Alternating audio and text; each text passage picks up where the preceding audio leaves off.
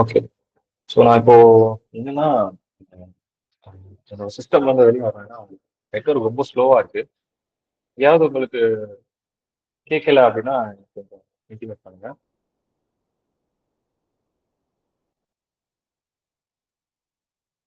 கேக்குது இல்லையா நான் பேசுறது இப்போ உங்களுக்கு? கேக்குதுண்ணா. ஓகே தான். நான் இப்போ இந்த ஸ்க்ரீன்ல மட்டும் ப்ரெசென்ட் பண்றேன். ஏதாவது இன்டரப்ட் ஆச்சுன்னா எனக்கு இன்ஃபார்ம் பண்ணுங்க.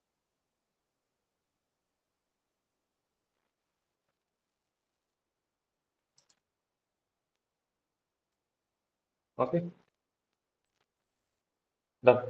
ஸ்க்ரீன் ப்ரெசென்ட் ஆகுது இல்லையா? ஆகுதுண்ணா. சரிப்பா. ஸோ இம்மூவபிள் ப்ராப்பர்ட்டி வந்து பாத்தீங்கன்னா கன்செஷனல் ரேட் கொடுத்துருந்தா என்ன பண்ணணும் அப்படின்றவருக்கு பார்த்துக்கணும். ஸோ இப்போ என்ன பார்க்க போறோம் அப்படின்னா கன்செஷனல் ரேட். ஸோ இந்த இந்த சம்மில் நிற்க வச்சிடணும் கரெக்டாக. பி கேஸில் ஏ கேஸ் பி வந்து ஒர்க் அவுட் பண்ணலாம் அப்படின்னு நான் சொல்லியிருந்தேன். ஸோ பி கேஸ் பார்த்தீங்க அப்படின்னா எக்ஸாக்டா உங்களுக்கு வந்து அவன் என்ன சொல்ல வரான் அப்படின்றது புரிஞ்சிடும். ஏன்னா போன கேஸ்ல வந்து அவன் கொடுத்த அமௌண்ட் ஸ்மால் அமௌண்ட், அதனால அந்த டிஃபரன்ஸ் வரல. ஸோ அதனால அது ஒன்றும் பெருசாயிருக்கு.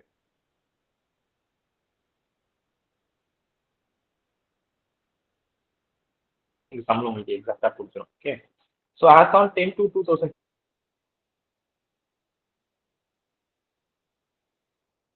Mundra service private limited purchase a piece of land. Stamp duty value வந்து பாத்தீங்கன்னா 7,50,000 from one of the friend.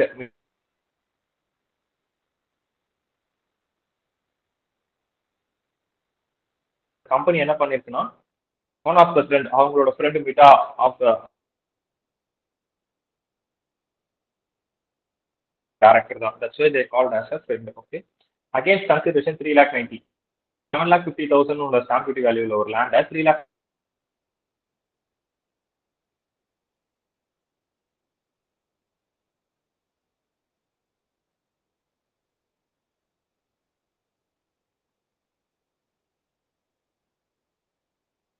this means for your cost of acquisition purpose நம்ம அதுதான் எடுத்துப்போம்.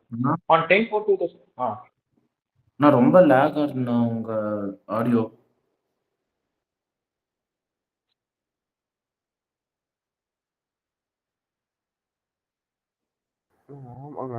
என்னோட நெட்வொர்க் நடக்குதுண்ணா.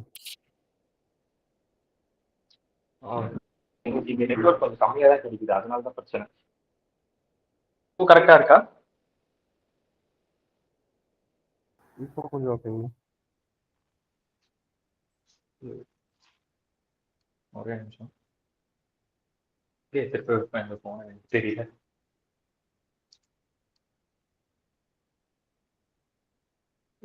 டவர் கிடைக்கலையே.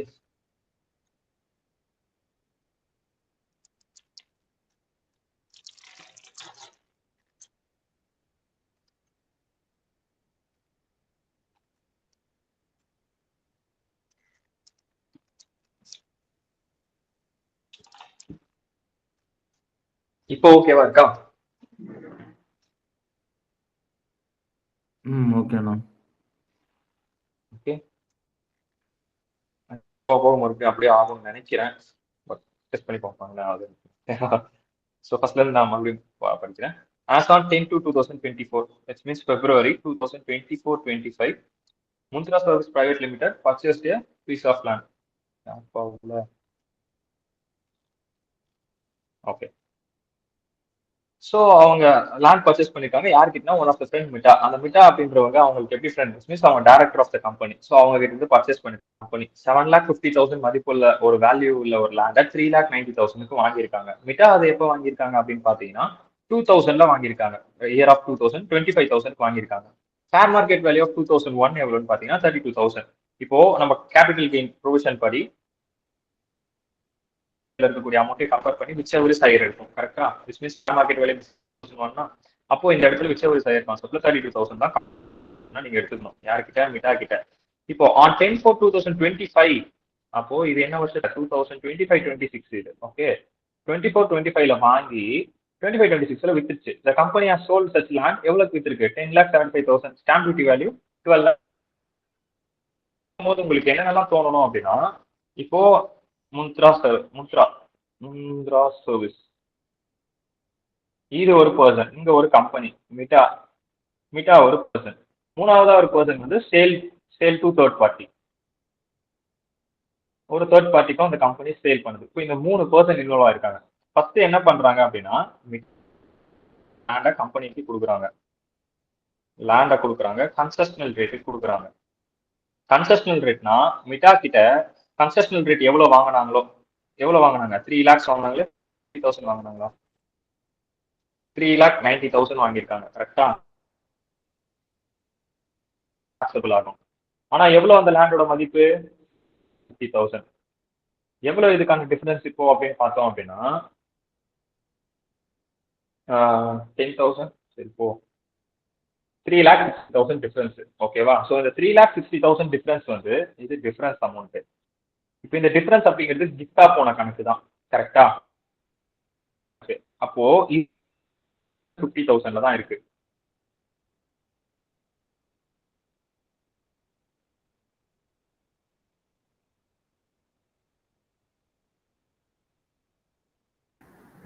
இப்போ இந்த மிட்டா கையில என்ன ரொம்பவே பிரேக் ஆகுதா? ஆமாங்கண்ணா.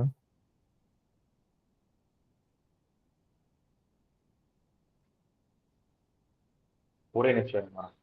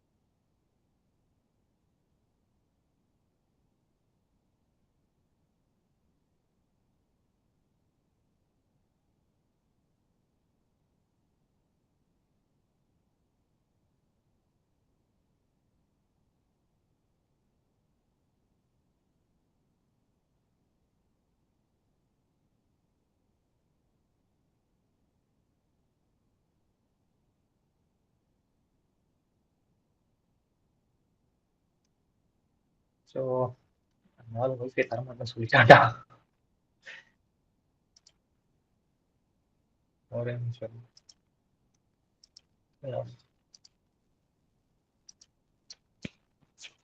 இப்போ ஓகேவா?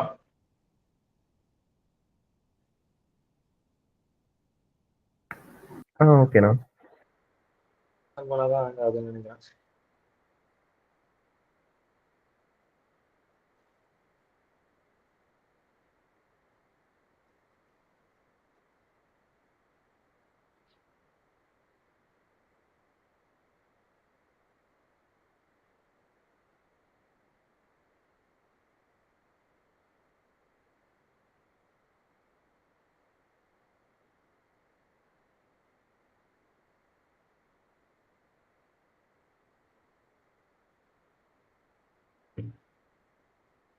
கேட்கலையா? ஹலோ ஹலோ, கேக்குதா? கேக்குதுனாலும் கொஞ்சம் இதுவாகிற மாதிரி இருக்குண்ணா. பிரேக் ஆகுதோ? இப்போ கரெக்டா இப்போதைக்கு வேடுதுண்ணா. ப்ரெசென்ட் பண்ணாதான்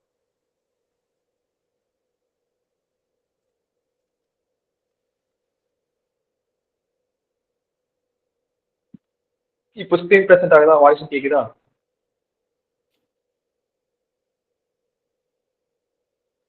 என்னன்னா ப்ரெசென்ட் ஆகுதா? வாய்ஸ் கேக்குதா? ஸ்க்ரீன் ப்ரெசென்ட் ஆகுதா இல்ல இல்லையா? ஸ்க்ரீன் ப்ரெசென்ட் ஆகுதுண்ணா, ஆடியோ தானே சரியா விழ மாட்டேங்குது, லேக் ஆகுதுண்ணா. ஐ திங்க் பேசுறதே உங்களுக்கு லேக் ஆகுதா எப்படின்னு தெரியல. ஐ மீன் 1 செகண்ட் 2 செகண்ட் அப்புறம் தான் வருதான்னு தெரியல. ஒரே நிமிஷம்.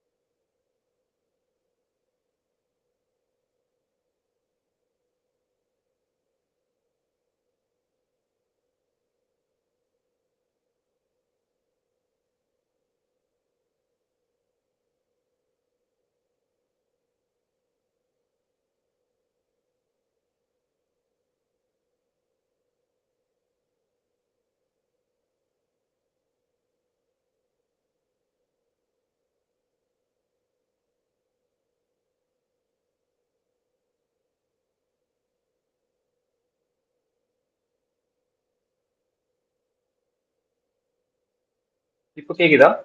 இப்போ கரெக்டா இருக்கா? ஆடியோ கரெக்டா இருக்கா?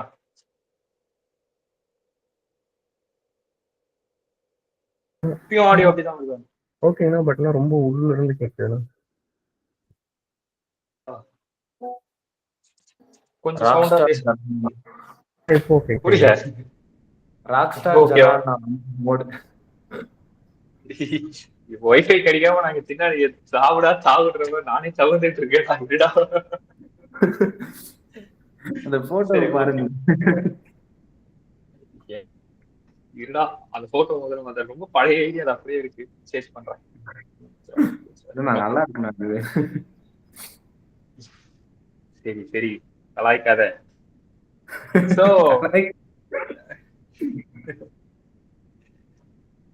சோ இப்போ இங்க என்னென்ன இருக்கு அப்படின்னு பார்த்தோம்னா, Mundra service person 1, Mitta person 2, and then ஒரு தேர்ட் பர்சனுக்கு சேல் பண்றாங்க, அவங்க ஒரு தேர்ட் பர்சன். கரெக்டா? கிட்ட இருந்து அந்த லேண்டை வாங்கியிருக்கு. எவ்வளவு மதிப்புள்ள லேண்டை எவ்வளவுக்கு வாங்கியிருக்கு அப்படின்னு மதிப்புள்ள ஒரு லேண்டை 3,90,000 வாங்கியிருக்கு.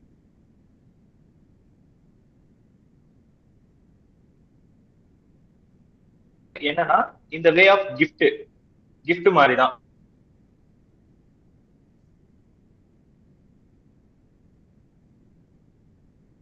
ஓகே. சோ இதுவே வந்து பாத்தீங்கன்னா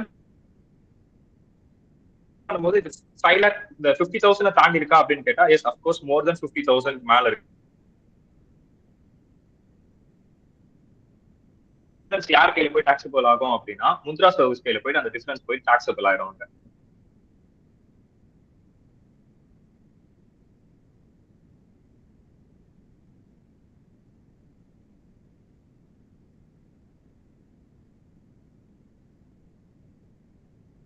ஓகே, அங்க வருது. ஸோ சேல் கன்சிடரேஷன் வந்து 3,90,000. நம்ம என்ன மைனஸ் பண்ணுவோம்? As usual cost of acquisition.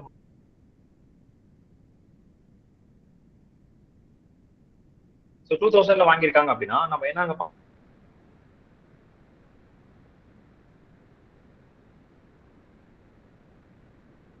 நம்ம கரெக்டா?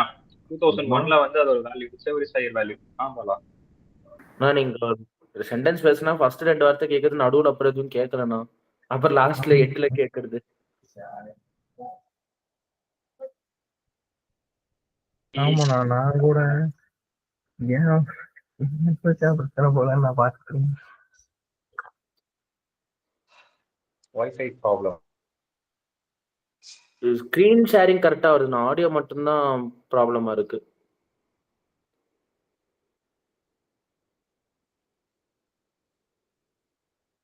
இப்ப நீங்க ஏதாவது பேசுறீங்களா இல்லையான்னு கூட தெரியலண்ணா.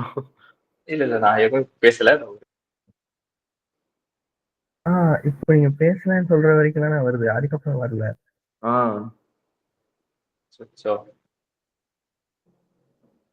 சரி, ஓகே. யூஸ் பண்ண வச்சுட்டாங்க.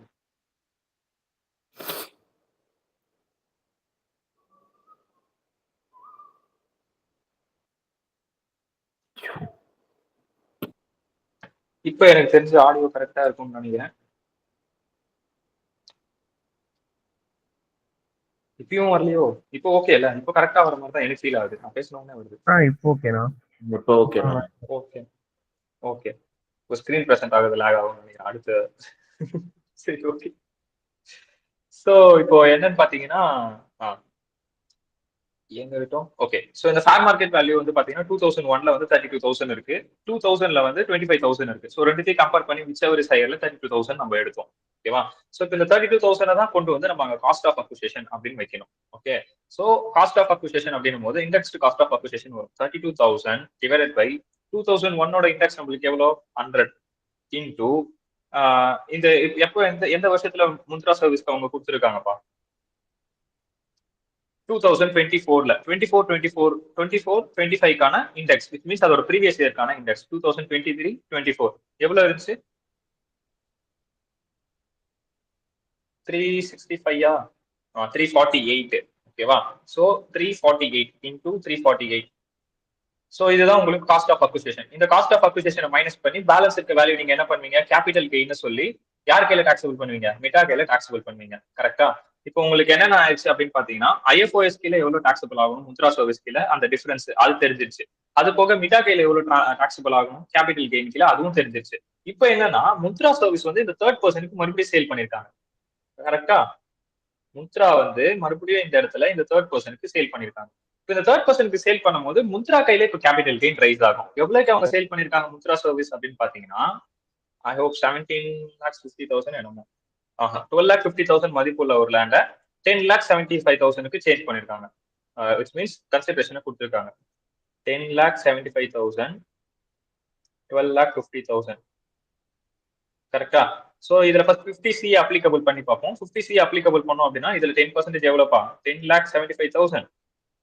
இந்த இடத்துல 1,07,500 வருமா?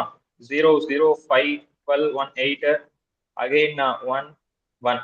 சோ என்ன வந்துச்சு? 11,82,500. இப்போ 11,82,500 இதையும் கம்பேர் பண்ணும்போது ஆஸ் பர் 50C படியே எஸ்டிவி தான் அதிகமா இருக்கு. விச் எவர் இஸ் ஹையர் எடுத்தோம் அப்படின்னா எனக்கு எஸ்டிவி தான் ஹையரா இருக்கு. ஓகேவா?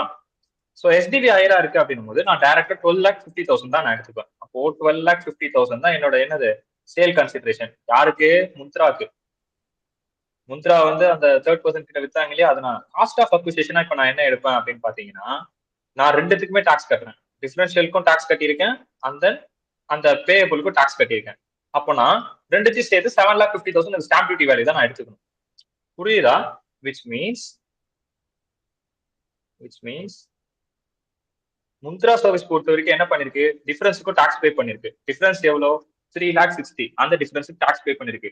மிட்டா என்ன பண்ணிருக்காங்க? 3,90,000 கேபிட்டல் கெயின் கீழே டாக்ஸ் கட்டிருக்காங்க. ஆல்மோஸ்ட் 7,50,000 ஏற்கனவே டாக்ஸ் கட்டிட்டாங்க ரெண்டு பேரும் சேர்ந்து. அப்போ இந்த இடத்துல காஸ்ட் ஆஃப் அக்விசிஷன் நான் என்ன பண்ணிக்கலாம்? 7,50,000 அப்படியே எடுத்துக்கலாம். ஸோ மைனஸ் பண்ணி பேலன்ஸ் இருக்கிறத நான் கேபிட்டல் கெயின் சொல்லி முத்ரா சர்வீஸ் கையில டாக்ஸபிள் பண்ணுவேன். எவ்வளோ இருக்கும் பேலன்ஸ் அப்படின்னு பாத்தீங்கன்னா 8,50,000, 9,50,000, 10, 11, 12, 5 lakhs. ஸோ முத்ரா சர்வீஸ் கையில கேபிட்டல் கெயின் கீழே 5 lakhs போகும். இப்போ போயிட்டு கொஸ்டினை படிச்சு பாருங்க அகெயின் ஒன்ஸ். கான்சிக்வன்ஸ் இந்த ஆன்ஸ் ஆஃப் முத்ரா. முத்ரா கையில இப்ப என்னென்னலாம் எப்படி எல்லாம் மாறப்போகுது, முத்ரா கையில எப்படி எல்லாம் டாக்ஸபிள் ஆக போகுது அப்படின்றத இங்க கொடுத்துருக்கான் ஃபர்ஸ்ட் பாயிண்ட்ல. So applicability of 56(2)(10). Since the difference between stamp duty value of the land as on 10/2/2023 and the actual consideration exceeds 50,000. கரெக்டா? So first point அவன் சொல்லி இருக்கிறது என்ன அப்படின்னு பாத்தீங்கன்னா, ஸ்டாம்ப் டியூட்டி வேல்யூவும் ஆக்சுவல் கன்சிடரேஷனும் கம்பேர் பண்ணும்போது மோர் தென் 50,000ல தான் இருக்கு. மோர் தென் 50,000. This was right. Hence the provision of 56(2)(10) is applicable. So 56(2)(10) டைரக்டா வந்து applicable ஆக போகுது. Consequently 3,60,000 shall be considered as income from other sources. So டெஃபினட்டா வந்து டாக்ஸபிள் தெரிஞ்சு போச்சு 56(2)(10. அப்போ என்ன பண்ணணும், 3,60,000 அந்த டிஃபரன்ஸ் அமௌண்ட் அது கொண்டு வந்து ஐஎஃப்ஓஎஸ்ல டாக்ஸபிள் பண்ணுவோம்னு நான் சொன்னேன் இல்லையா. சோ அந்த டிஃபரன்ஸ் அமௌண்ட் வந்து ஐஎஃப்ஓஎஸ்ல டாக்ஸபிள் ஆயிடும். இப்போ காஸ்ட் ஆஃப் அக்விசிஷன் என்ன எடுக்கிறது அப்போ நானு அப்படின்னா, நீங்க டிஃபரன்ஸ் நீங்க டாக்ஸபிள் பண்ணதுனால 7,50,000 நீங்க ஓவராலா எடுத்துப்பீங்க. ஏன்னா பேலன்ஸ் மிட்டா கையில போய் டாக்ஸபிள் ஆயிடும். சோ காஸ்ட் ஆஃப் அக்விசிஷன் நீங்க 7,50,000 நீங்க எடுத்துப்பீங்க as per this SDV. Because நீங்க டிஃபரன்ஸுக்கும் அமௌண்ட் பேபிள் பண்றீங்க, கேபிட்டல் கெயினுக்கும் டாக்ஸ் பே பண்றீங்க. சோ இப்போ முத்ரா வந்து என்ன பண்ணுது, மறுபடியும் அதை சேல் பண்ணுதுன்னு பார்த்தோம். எவ்வளவு சேல் பண்ணுச்சு, 10,50,000, 12,50,000, which ever is higher. 50C applicable பண்ணதுக்கு அப்புறமா 50C அப்ளிகபிள் பண்ணதுக்கு அப்புறமா which ever is higher நமக்கு 12,50,000 தான் இருந்துச்சு. கரெக்டா? சோ 12,50,000 எக்ஸ்பென்ஸ் எதுவும் நடக்கல. சோ அதனால அதை மைனஸ் பண்ணிடுவோம். அதுல நில்லுன்னு கொடுத்துருவோம். காஸ்ட் ஆஃப் அக்விசிஷன் எவ்வளவு எடுக்கணும்னு நான் சொன்னேன், 7,50,000 நான் எடுக்கணும்னு சொல்லிருந்தேன். சோ இது ரெண்டுத்தையும் மைனஸ் பண்ணோம் அப்படின்னா ஷார்ட் டேர்ம் கேபிட்டல் கெயின் 5,000 அப்படின்னு உங்களுக்கு கிடைக்கும். ஓகேவா? இந்த ஆன்சர் ஆஃப் முத்ரா சர்வீஸ். இப்போ அந்த கம்பெனி கையில எப்படி எப்படி டாக்ஸபிள் ஆகும் அப்படின்னு புரிஞ்சிருச்சு. எப்பப்போ ஐஎஃப்ஓஎஸ் வரும், எப்பப்போ வந்து கேபிட்டல் கெயின் வரும் அப்படின்றது தெரிஞ்சிருச்சு இல்லையா. It to be noted, this is not a gift. Hence period of holding commences from 10/2/2024. Okay, இது கிஃப்ட் இல்ல, அதனால பீரியட் ஆஃப் ஹோல்டிங் வந்து எந்த பீரியட் நீங்க வாங்குறீங்களோ அதுல இருந்தே கன்சிடர் பண்ணிக்கலாம். இன்கேஸ் ப்ரீவியஸ் ஓனர் கான்செப்ட் வருது அப்படின்னா, கிஃப்டா இருந்தா ப்ரீவியஸ் ஓனர் கான்செப்ட் வரும் இல்லையா. சோ அதனால இங்க ஒரு நோட்ஸ் கொடுத்துருக்கான். ஓகேவா? இப்போ முத்ரா சர்வீஸ் கையில எப்படி எப்படி டாக்ஸபிள் ஆகுதுன்னு தெரிஞ்சு போச்சு. இப்போ மிட்டா கையில எப்படி டாக்ஸபிள் ஆக போகுது அப்படின்னு பாக்கலாமா. சோ இந்த ஹேண்ட்ஸ் ஆஃப் மிட்டா. மிட்டா பொறுத்த வரைக்கும் என்ன, அவங்க 7,50,000 மதிப்புள்ள ஒரு 3,90,000. பாத்தியா, நம்ம மிட்டா கையில வந்து 3,90,000 தான் நீங்க போட்டு டாக்ஸபிள் பண்ணணும். ஆனா அவன் இந்த இடத்துல இந்திய 50C அப்ளிகபிள் பண்ணிருக்கான். அதை நம்ம பார்க்கவே இல்லை. இந்த இடத்துல இந்த சேல் கன்சிடரேஷன்ல நான் சொல்லும் போது இதை நான் கவனிக்கவே இல்லை. பாத்தீங்களா, 3,90,000 ஸ்டாம்ப் டியூட்டி வேல்யூ இங்க 7,50,000 இருக்கு அப்படின்னா 50C நம்ம அப்ளிகபிள் பண்ணவே இல்லை. பாத்தீங்களா, சோ 3,90,000 into 10%. ஸோ போட்டோம்னா 39,000 வரும் இல்லையா. So 0,009 10 12 1 4 4,29,000. So 4,29,000 compare with 7,50,000 which ever is higher. மறுபடியும் 7,50,000 தான் ஹையர். அப்போ சேல் கன்சிடரேஷன் நான் எவ்வளவு எடுக்கணும், 7,50,000 தான் எடுக்கணும் இந்த ஹேண்ட்ஸ் ஆஃப் மிட்டா கையில. கரெக்டா? ஸோ 7,50,000 எடுத்திருக்கான். 7,50,000 now you consider 32,000 divided by 100 into 348. இது எப்படி வந்துச்சு நம்மளுக்கு தெரியும். 1,11,360. சோ இது மைனஸ் பண்ணோம் அப்படின்னா லாங் டர்ம் கேபிட்டல் கெயின் 6,38,640 அப்படின்னு சொல்லிட்டு யார் கையில டாக்ஸபிள் ஆகும், மிட்டா கையில வந்து டாக்ஸபிள் ஆகும். ஓகேவா? புரிஞ்சுதா? இது இப்ப இதெல்லாமே புரிஞ்சுதா, மிட்டா கையில எப்படி டாக்ஸபிள் ஆகுது, பிளஸ் வந்து இந்த இடத்துல வந்து முத்ரா கையில எப்படி டாக்ஸபிள் ஆகுது, முத்ரா கம்பெனி கையில எப்படி டாக்ஸபிள் ஆகுது, புரிஞ்சது இல்லையா? கிளியரா இருந்துச்சா? ஆடியோவும் பிரசன்டேஷன் மேபி எனக்கு தெரிஞ்ச நடுவில் ஆஃப் ஆச்சு. ஆடியோ கிளியரா இருந்துச்சா? கரெக்டா இருந்துச்சு. ஓகே, புரிஞ்சது இல்லையா இந்த சம் இப்போ எப்படி வந்துச்சுன்னு? இல்ல எங்கேயாவது உங்களுக்கு ஏதாவது புரியாம இருக்கா? Okay, good. ஸோ நெக்ஸ்ட் வந்து பாத்தீங்கன்னா, ஓகே இதெல்லாம் நீங்க ஒர்க் அவுட் பண்ணி பாருங்க. இதெல்லாம் ஈஸி தான்.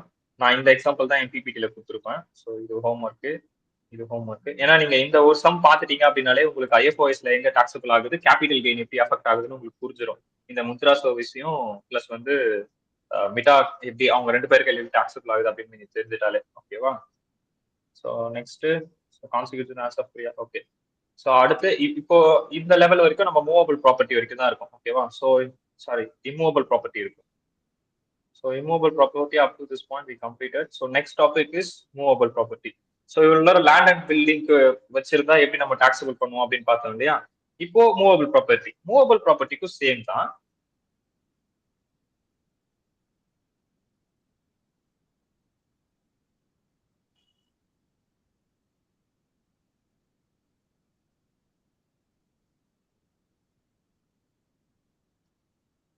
So movable property. இப்போ மூவபிள் ப்ராப்பர்ட்டி அப்படின்னு எடுத்துக்கிட்டோம்னா அதுவும் சேம். கிஃப்டா கொடுத்திருந்தா என்ன, ஃப்ரீயாவே, அதாவது எந்த ஒரு காசுமே வாங்காம மொத்தமா கிஃப்டா கொடுத்திருந்தா என்ன, bought for lower value which means concessional rate கொடுத்திருந்தா என்ன, கன்செஷனல் ரேட்டு கொடுத்திருந்தா என்ன அப்படின்றத கொடுத்திருக்காங்க. ஓகேவா? இப்போ கிஃப்டா கொடுத்திருக்காங்க அப்படின்னா இஃப் அவர் aggregated FMV received without consideration which means fair market value இங்க கன்சிடர் பண்ணுவீங்க. அங்க எப்படி எஸ்டிவி எடுத்தீங்க, இம்மூவபிள் ப்ராப்பர்ட்டிக்கு ஸ்டாம்ப் டியூட்டி வேல்யூ எடுத்துமா, இந்த இடத்துல என்ன பண்ணுவோம் அப்படின்னா ஃபேர் மார்க்கெட் வேல்யூ எடுத்துப்போம் மூவபிள் ப்ராப்பர்ட்டிக்கு. அவ்வளவுதான், மற்றபடி வேற ஏதோ பெரிய டிஃபரன்ஸும் கிடையாது. ஓகேவா? ஸோ இப்போ மூவபிள் ப்ராப்பர்ட்டிக்கு ஃபேர் மார்க்கெட் வேல்யூ எடுக்கிறோம் அப்படின்னும் போது அந்த ஃபேர் மார்க்கெட் வேல்யூ எவ்வளவு இன்க்ரீஸ் ஆயிருக்கு, 50,000க்கு மேல இருக்கு அப்படின்னா then the whole FMV will be chargeable to tax. மொத்த ஃபேர் மார்க்கெட் வேல்யூவும் chargeable to tax ஆகும். ஓகேவா?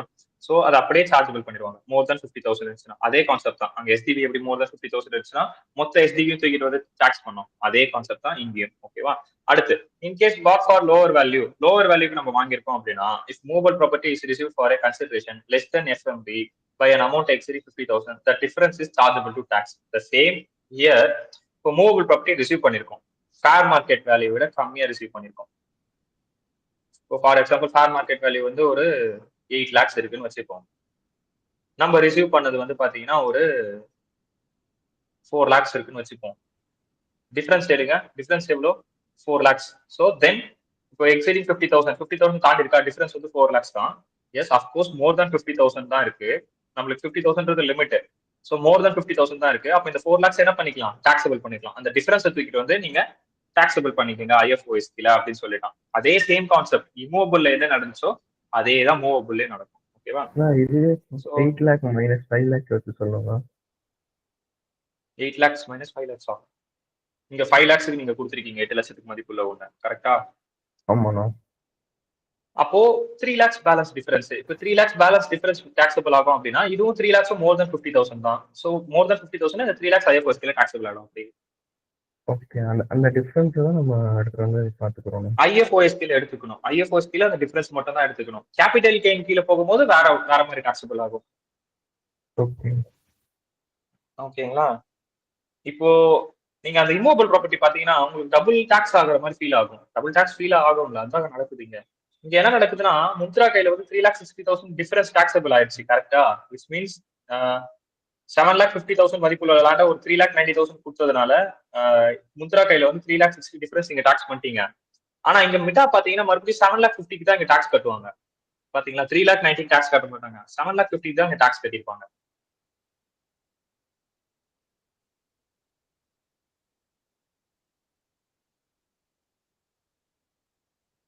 ஓகேயா? ஓகேங்களா? டபுளா டாக்ஸ் ஆகிற மாதிரி தெரியும். மீன்ஸ் அந்த டிஃபரன்ஸும் அங்க டாக்ஸபிள் ஆகும். அது போக கேபிட்டல் கெயின் பர்பஸ் அதாவது 50C அப்ளிகபிள் பண்ணி இந்த இடத்துல அவங்க மொத்தமும் டாக்ஸ் கட்டுற மாதிரி வரும். ஸோ இது ஒரு ரெண்டு இடத்துல இந்த ரெண்டு இருக்கு அண்டர்ஸ்டாண்டிங் வரும். கேபிட்டல் கெயினுக்கும் ஐஎஃப்ஓஎஸ்க்குமான அண்டர்ஸ்டாண்டிங் இந்த இடத்துல இருக்கு. ஓகேவா? ஸோ நெக்ஸ்ட் வந்து பாத்தீங்கன்னா இதுக்கு ஒரு எக்ஸாம்பிள் கொடுத்துருப்பேன் மூவபிள் ப்ராப்பர்ட்டிக்கு. எஃப்எம்பி வந்து 12 lakhs, சாரி 1,20,000. கன்சிடரேஷன் ஏதாவது இருக்கான்னு கேட்டா இல்ல, கன்சிடரேஷன் வந்து நில்லு. It does exceed the limit 50,000, so whole amount will be taxable. So டைரக்டா அப்படியே பாத்தீங்கன்னா ஃபேர் மார்க்கெட் வேல்யூ வந்து மோர் தென் 50,000 தான் இருக்கு. ஆனா கன்சிடரேஷன் எதுவும் கொடுக்காதனால டைரக்டா 50,000 மேல இருக்கிறதுனால மொத்த அமௌண்ட்டும் ஹோல் அமௌண்ட்டுமே டாக்ஸபிள். இதுல வந்து இல்ல நான் 1,20,000 இருக்குன்னா நான் இதுல 50,000 மைனஸ் பண்ணிட்டு பேலன்ஸ் டாக்ஸபிள் பண்ணலாமாண்ணா அப்படின்னு கேட்டா கிடையாது, இது கிடையாது. ஹோல் அமௌண்ட் தான் டாக்ஸபிள் ஆகும். Whole amount will be taxable. Whole amount taxable ஆகும். ஓகேவா? ஸோ இதை 50,000 நான் மைனஸ் பண்ணிக்கிறேன் அப்படின்றது அந்த அந்த கான்செப்ட் இங்க வராது. ஓகேவா? So next in case FMB 1,50,000 consideration நான் 30,000 ரூபாய் கொடுத்துருக்கேன். இது வந்து எக்ஸிட் த லிமிட் ஆஃப் 50,000 கேட்டா எஸ் அஃப்கோர்ஸ் 1,50,000 மைனஸ் 30 1,20,000 இருக்கு. அஃப்கோர்ஸ் மோர் தென் 50,000 தான். யா அப்போ நான் எவ்வளவு எடுத்துக்கணும்? So the difference amount 1,20,000 will be taxable under IFOS. ஐஎஃப்ஓஎஸ்ல மட்டும் தான் நான் இங்க பிபிடியில பொறுத்த வரைக்கும் ஐஎஃப்ஓஎஸ்ல எப்படி டாக்ஸபிள் ஆகுன்றத பத்தி மட்டும் தான் கொடுத்துருப்பேன். ஓகேவா? அகைன் அது கேபிட்டல் கெயின்ல அஃபெக்ட் எப்படி ஆகுது அப்படின்றது நம்ம அங்கதான் போய் பார்க்கணும். ஓகேவா? ஸோ டிஃபரன்ஸ் அமௌண்ட் இம்மூவபிளுக்கு என்ன பார்த்தோமோ அதே தான் இங்கேயும் வரும். ஓகேவா? நவ் சூப்பராண்டா க்ளோஸ் ஆயிடுச்சு. ஓபன் பண்றதுக்கு எனக்கு ஒரு யுகம் ஆகும் மேடா. ஓப்பன் ஆச்சு. ஓகே. சோ இப்போ என்ன அப்படின்னு பாத்தீங்கன்னா டைரக்டா சம்ஸ்குள்ள போயிடுவோம்.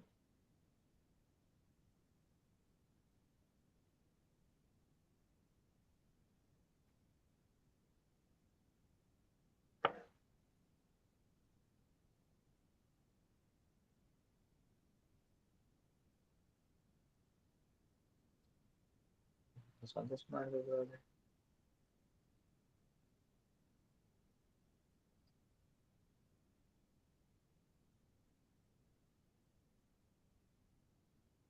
கொஞ்சம் hang ஆகுதுடா.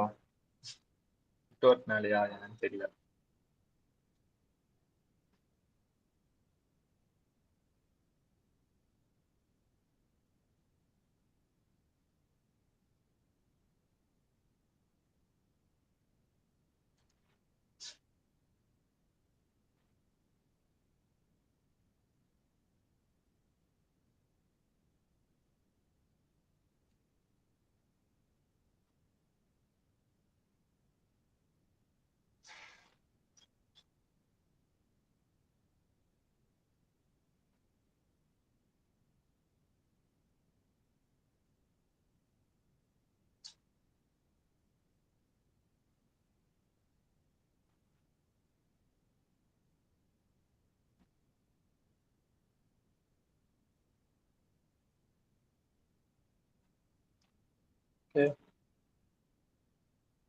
Okay.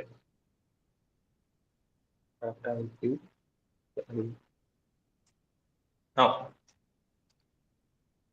So gift of immovable property. Immovable property கிஃப்டாவே கொடுத்துருந்தா என்ன அப்படிங்கிறது ஃபர்ஸ்ட் டாபிக். ஓகேவா?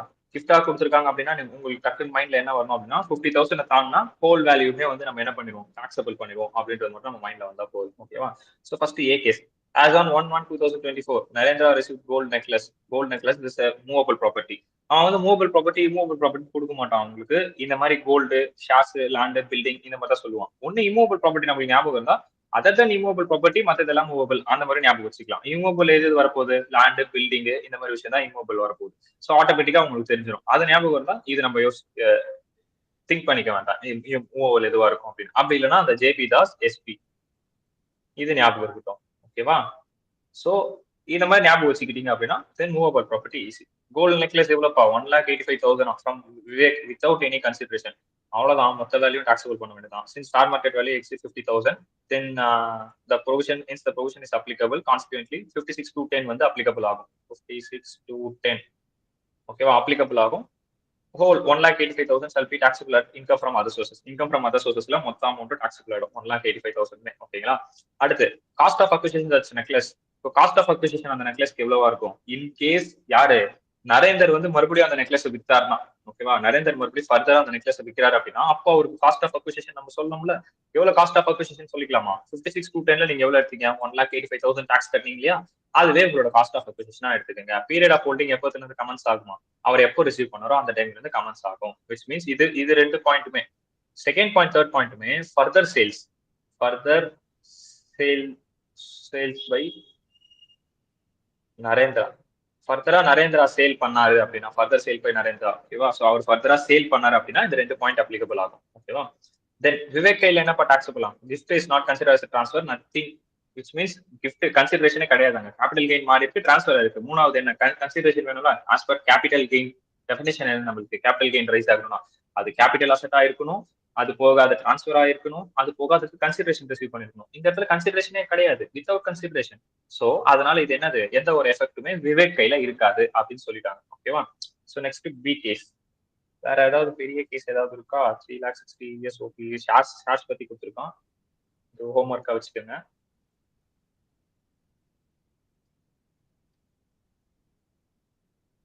ஓகே.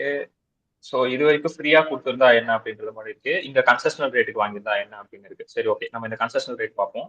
கன்செஷனல் ரேட்ல சரி ஓகே, கன்செஷனல் ரேட் பார்ப்போம். கன்செஷனல் ரேட்ல ஏ அண்ட் பி பார்த்தோம்னா உங்களுக்கு அண்டர்ஸ்டாண்ட் ஆகும். இப்போ வந்து பாத்தீங்கன்னா மூவபிள் ப்ராப்பர்ட்டி கிஃப்டா கொடுத்திருந்தா என்னன்னு நம்ம ஒரு எக்ஸாம்பிள் பாத்தீங்க, அது ஆஸ் யூஸ்வல் எப்பவும் போலதான் இருந்துச்சு. ஓகேவா? இப்போ கன்செஷனல் ரேட் வரும்போது தான் நம்மளுக்கு நிறைய தகவல் போடும்.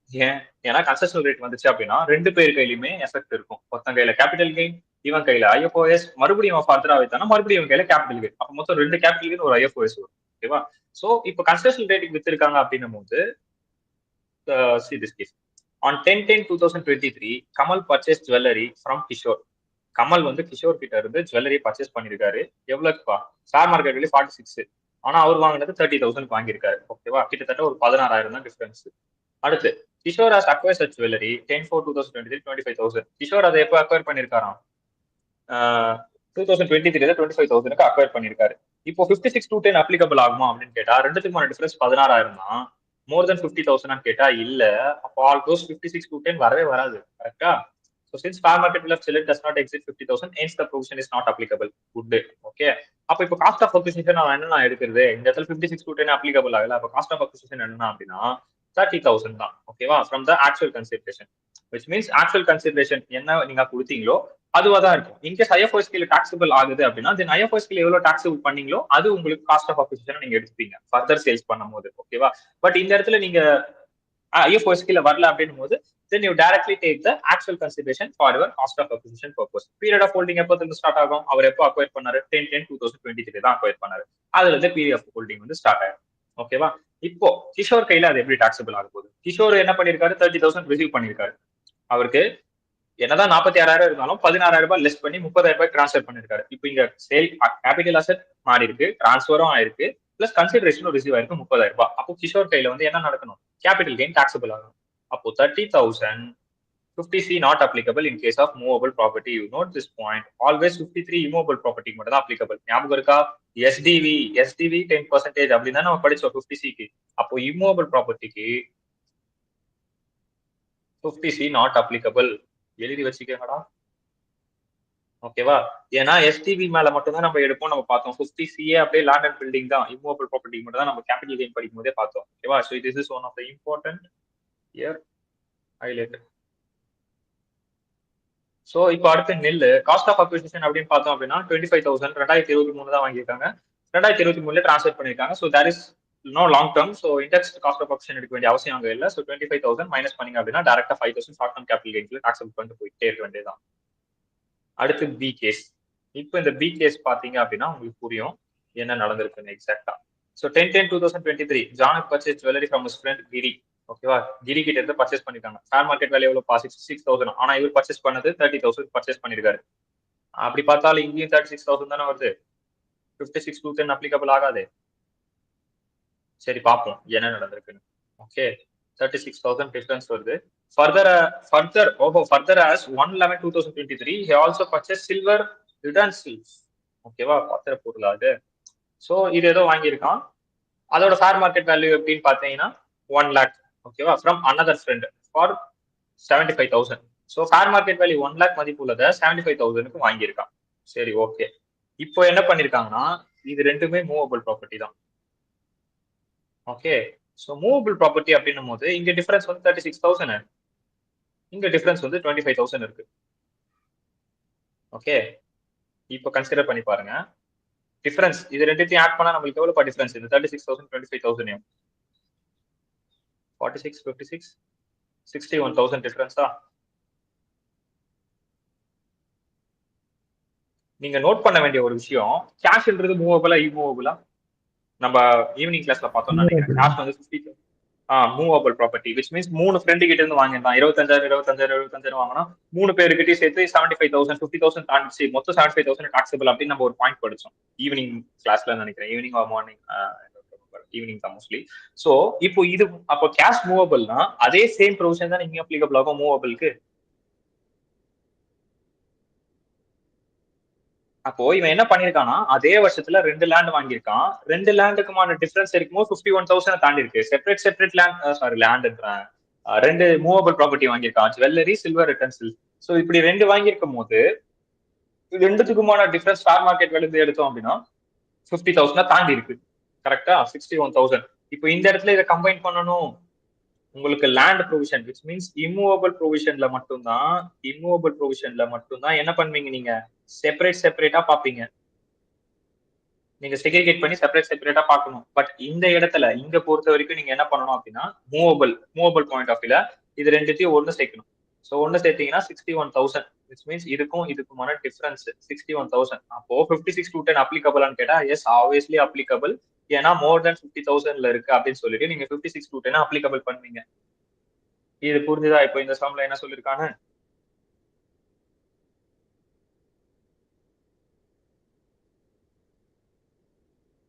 ஓகே, சோ இப்போ என்ன பண்ணோம் அப்படின்னா கிரி கையிலையும் அந்த இன்னொருத்த யாருப்பா ஃபர்தரா மறுபடியும் ஃப்ரம் அனதர் ஃப்ரெண்ட், அந்த அனதர் ஃப்ரெண்டு கையிலையும் எப்படி டாக்ஸபிள் ஆகுது?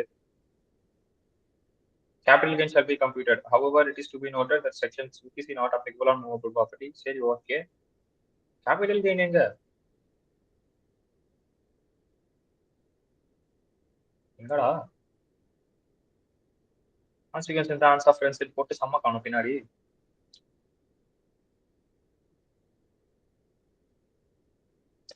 ஓகே, அங்க என்னன்னா காஸ்ட் ஆஃப் அக்விசிஷன் அவங்க கொடுக்கவே இல்லை. விச் மீன்ஸ் இப்போ கிரி கிட்ட இருந்து ஜானை பர்ச்சேஸ் பண்ணிருக்கான்னு சொல்லியிருக்கானே தவிர கிரி அதை எப்ப பர்ச்சேஸ் பண்ணான் அப்படின்னு சொல்லல.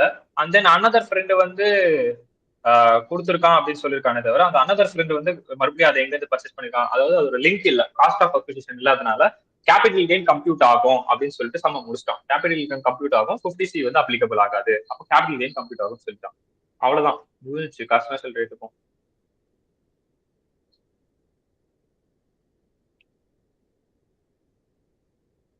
அடுத்து போலாமா? ஓகேண்ணா. ஓகே இப்போ நெக்ஸ்ட் டாபிக் என்ன? அவ்வளவுதான், கிஃப்ட் இதோட முடிஞ்சிச்சு. கிஃப்ட் கான்செப்ட் முடிஞ்சிச்சு. கிஃப்ட் பொறுத்த வரைக்கும் மொத்தம் ரெண்டே விஷயம் தான், மூவபிள் ஒண்ணு, இமூவபிள் ஒண்ணு. அந்த மூவபிளும் இமூவபிள்லயும் ஃப்ரீயா வாங்கியிருந்தா என்ன, கன்செஷனல் ரேட்டுக்கு வாங்கியிருந்தா என்ன அப்படின்றது மட்டும் தான் நம்மளுக்கு மேஜரா நம்மளுக்கு தெரியணும். ஓகேவா? சோ இது ரெண்டுமே இப்போ முடிஞ்சிச்சு. Which means cash, movable, immovable எல்லாமே 50,000 கிரைடீரியாக்குள்ள வருது. அது அதிகமா இருந்தா என்ன, நம்ம எப்படி டாக்ஸபிள் பண்ணோம், கன்செஷன் ரேட்டுக்கு வாங்கியிருந்தா என்ன, எப்படி டாக்ஸபிள் பண்ணோம் அப்படின்ற வரைக்கும் பார்த்துட்டோம் இல்லையா? இப்போ என்ன பார்க்க போறோம் அப்படின்னா, பிபிடி பிரசன்ட் ஆகுதா? சோ இப்போ என்ன பார்க்க போறோம் அப்படின்னா எக்ஸம்ஷன் எக்ஸ்க்ளூட் ஃப்ரம் 50,000 லிமிட். இப்போ கீழே இந்த பர்சன்ஸ் எல்லாம் இருக்காங்க இல்லையா, ABCDEFI வரைக்கும் இருக்காங்க இல்லையா, இந்த பர்சன்ஸ் கிட்ட இருந்து நீங்க இந்த மாதிரியான சுச்சுவேஷன், இந்த மாதிரியான சர்க்கம்ஸ்டன்ஸ், இந்த மாதிரியான பர்சன்ஸ் கிட்ட இருந்து நீங்க வாங்கிருக்கீங்க அப்படின்னா தென் அந்த 50,000 லிமிட்டை நீங்க இம்ப்ளிமெண்ட் பண்ணக்கூடாது இவங்களுக்கு எல்லாம். ஓகேவா? எப்போ இம்ப்ளிமெண்ட் பண்ண மாட்டோம் அந்த 50,000? Receive from any relatives.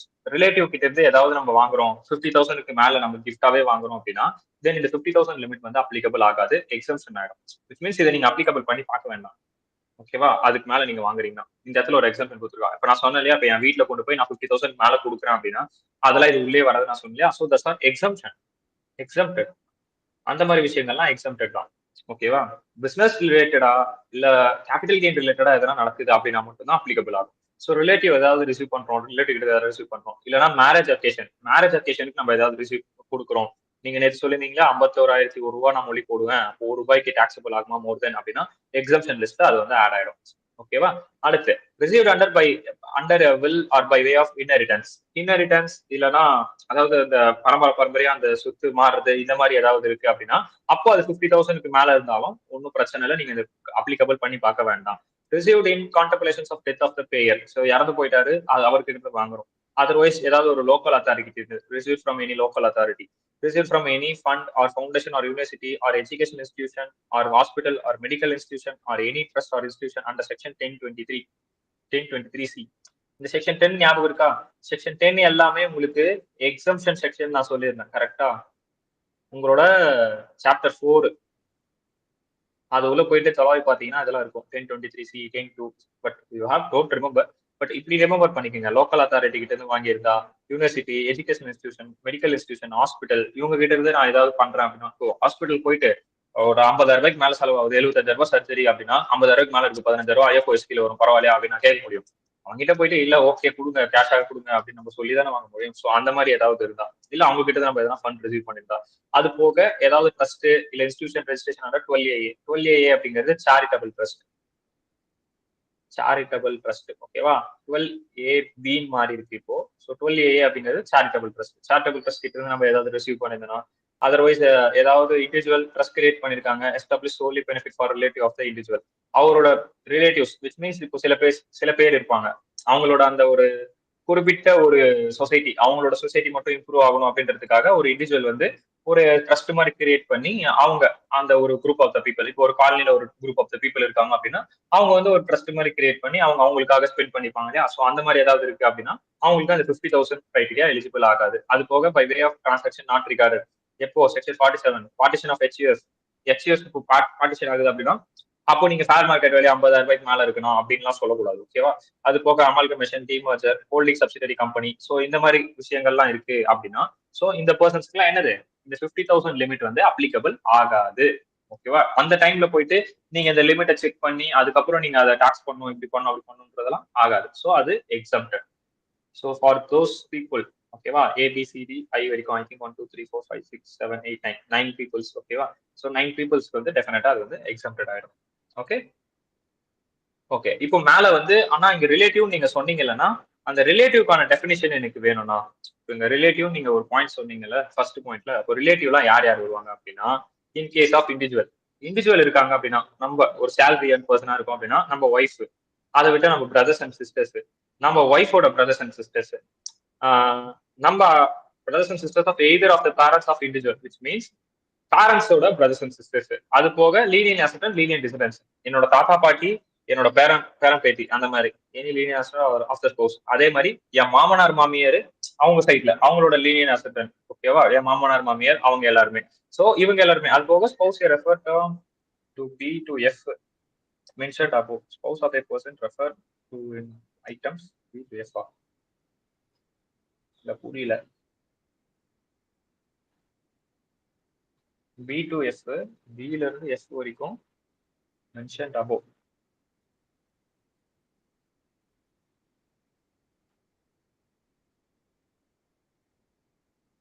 நீங்க ஒவ்வொரு இதுல இப்படி பிரிச்சு போட்டிருக்கிறது வந்து ஒரே இதுல அவன் சொல்லிட்டானா? அதான் ஒரே இதுல சொல்லியிருக்கான். எனக்கு என்னன்னா இப்போ என்னோட ஸ்பௌஸோட பிரதர்ஸ் அண்ட் சிஸ்டர்ஸ், ஸ்பௌஸோட பிரதர்ஸ் அண்ட் சிஸ்டர்ஸ்னா பிரதர்ஸ் அண்ட் சிஸ்டர்ஸ் அவங்களுக்கு ஸ்பௌஸ் இருப்பாங்க இல்லையா,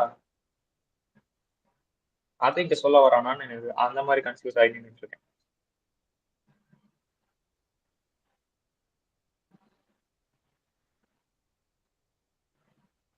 புக்ல எப்படி இருக்கு? புக்ல இதே மாதிரி தான் இருக்கா? 1 to 6 புக்லயே அந்த மாதிரி தான் இருக்கு. Individual father is brothers and sisters, mother or brothers and sisters, spouse or brothers and sisters, spouse of all the above individuals are also considered. ஆமா அதுதான். என்னன்னா இந்த இடத்துல நான் இருக்கேன் ஜே. ஓகே. ஜேவோட வைஃப் பி. ஓகே.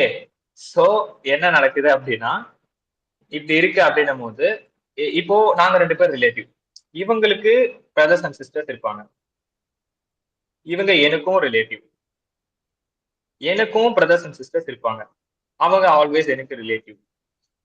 இப்போ என்னோட அப்பா அம்மா பேரண்ட்ஸ், இவங்களோட அப்பா அம்மா பேரண்ட்ஸ், இவங்க இருக்காங்க அப்படின்னா இவங்களும் எனக்கு ரிலேட்டிவ். ஓகேவா. அது போக பேரண்ட்ஸுக்கு இருக்கக்கூடிய பிரதர்ஸ்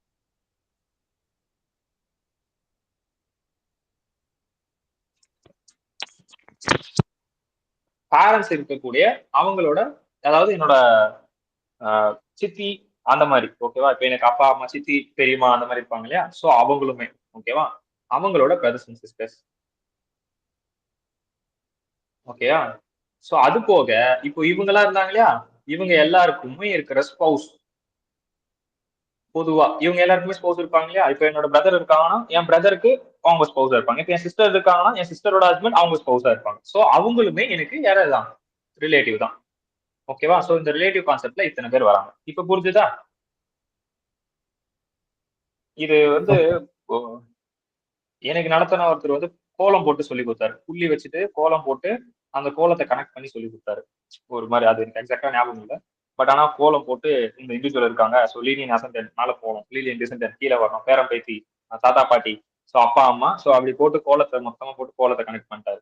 கோலம் போட்டாரே தவிர எனக்கு எந்தெந்த பாயிண்ட் எங்கெங்க வைக்கணும்னு அந்த பேர் சொல்லல, புள்ளி மட்டும் தான் வச்சாரு. ஸோ ஏன்னா லீனியன் அசெண்டன்ட் லீனியன் டிசெண்டன்ட் அப்படின்ற மாதிரி சொன்னாங்க. ஓகேவா. ஸோ அந்த மாதிரி நீங்க மைட் பி உங்களுக்கு அது நான் சொன்ன ஐடியா வச்சு உங்களால் அது கிரியேட் பண்ண முடியுதா, கிரியேட் பண்ணி பாருங்க. ஓகேவா. So this is all about your relative example. In case of HF இருக்கு அப்படின்னா ஹெச்எஃப் கேரியர் வருவாங்க. ஹெச்யூஎஃப்க்கு மெம்பர் மட்டும் தானா? Any member thereof. In case of ஹெச்யூஎஃப்னா அது உள்ள இருக்கிற எந்த மெம்பர் வேணா வந்துடலாம் அப்படின்றது ஒரே பாயிண்ட்ல முடிச்சிட்டான். எனி மெம்பர் தேர் ஆஃப் அப்படின்னு சொல்லிட்டு ஹெச்யூஎஃப்க்கு முடிச்சிட்டான். ஓகேவா? So this is all about your relative example. In case of HUF any member thereof. Okay, done. Now we are moving to next topic.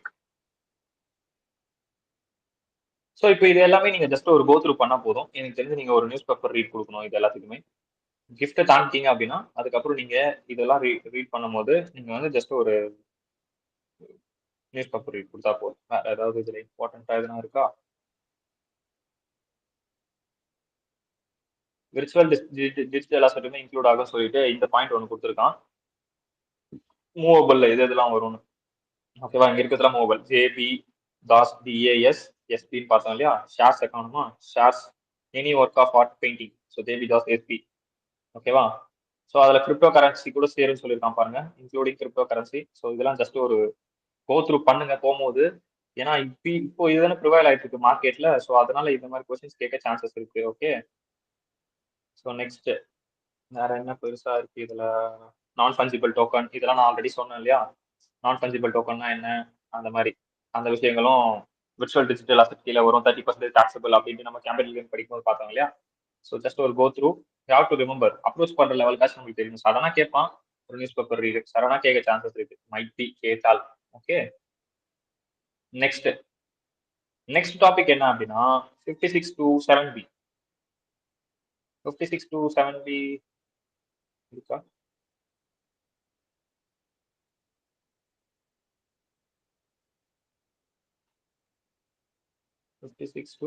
இங்க இருக்கு 56 to 7B. ஸோ அங்க நீங்க பாத்தீங்க இல்லையா? ஸோ இது ரெண்டும் அப்படியே இருங்க. இது ரெண்டும் நான் வந்து சொல்றேன். மேல இருக்க ரெண்டும் நான் சொல்றேன். இப்போதைக்கு கீழே இருக்கிறது மட்டும் பாருங்க.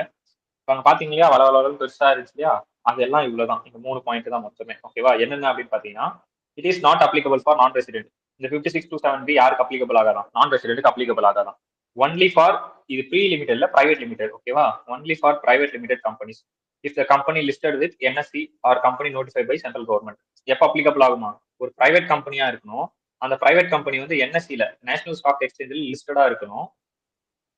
பிளஸ் வந்து ஆர் இல்லைன்னா அந்த கம்பெனி என்ன பண்ணிருக்கணும்? கவர்மெண்ட், சென்ட்ரல் கவர்மெண்டால நோட்டிஃபை பண்ணப்பட்டிருக்கணும். ஓகேவா?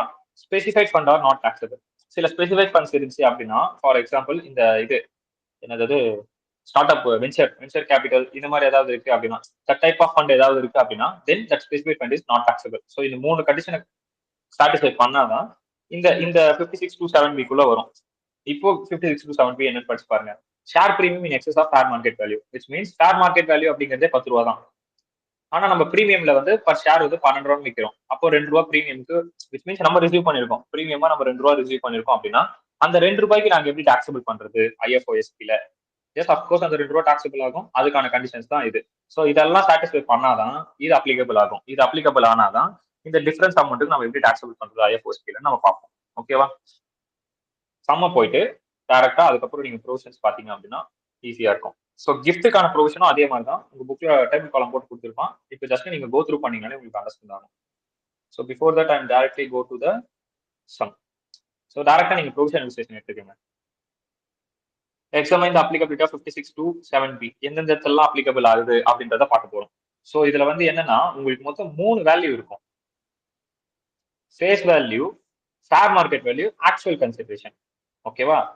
இதுல என்னன்னா இது ரெண்டும் மேஜரா பிளே பண்ணும். எப்படி அப்படின்னா, நீங்க PGPP படிக்கும் போது நம்ம பார்ட்னர்ஷிப்புக்கு வந்து இன்ட்ரெஸ்ட் ஒண்ணு பார்த்தோம். கரெக்டா? இன்ட்ரெஸ்ட் வந்து டீட்லயே 10% கொடுத்திருந்தா நம்ம டைரக்டா 10 எடுத்துப்போம். இன்கேஸ் டீட்ல 18 கொடுத்திருந்தா அப்போ அந்த இடத்துல 12 எடுத்தோம். அது ஞாபகம் இருக்கா உங்களுக்கு? ஆக்சுவலா அப்போ அது கொஞ்சம் டிஃபர், அது கொஞ்சம் கன்ஃபியூஸ் பண்ணுச்சு அவங்க அந்த பாயிண்ட்ல. அதே மாதிரி இந்த இடத்துல இந்த ஃபேஸ் வேல்யூவும் ஃபேர் மார்க்கெட் வேல்யூவும் லைட்டா பிளே பண்ணும். அதை மட்டும் நம்ம அண்டர்ஸ்டாண்ட் பண்ணிட்டோம் அப்படின்னா ரிமார்க்ஸ் நம்ம கரெக்டா கொடுத்துடலாம். 56 7B அப்ளிகபிளா இல்லையான்ற ரிமார்க்ஸ். ஓகேவா? இப்போ என்ன? B private limited. ஓகே, இது பிரைவேட் லிமிடெட் தான். ஓகேவா? ஸோ பி பிரைவேட் லிமிடெட் அப்படிங்கிறது யாருக்கு இஷ்யூ பண்ணிருக்கு? ஷேரா மிஸ்டர் ஏக்கு இஷ்யூ பண்ணிருக்கு. ஃபேஸ் வேல்யூ எவ்வளோ? 10 ரூபா. ஷேர் மார்க்கெட் வேல்யூ எவ்வளோ? 12 ரூபாய். ஓகேவா? இப்போ கன்சிடரேஷன் வந்து எவ்வளவு கொடுத்துருக்கு அப்படின்னா 11 ரூபாய்க்கு கொடுத்துருக்கு. கரெக்டா? 11 ரூபாய்க்கு கொடுத்துருக்கு.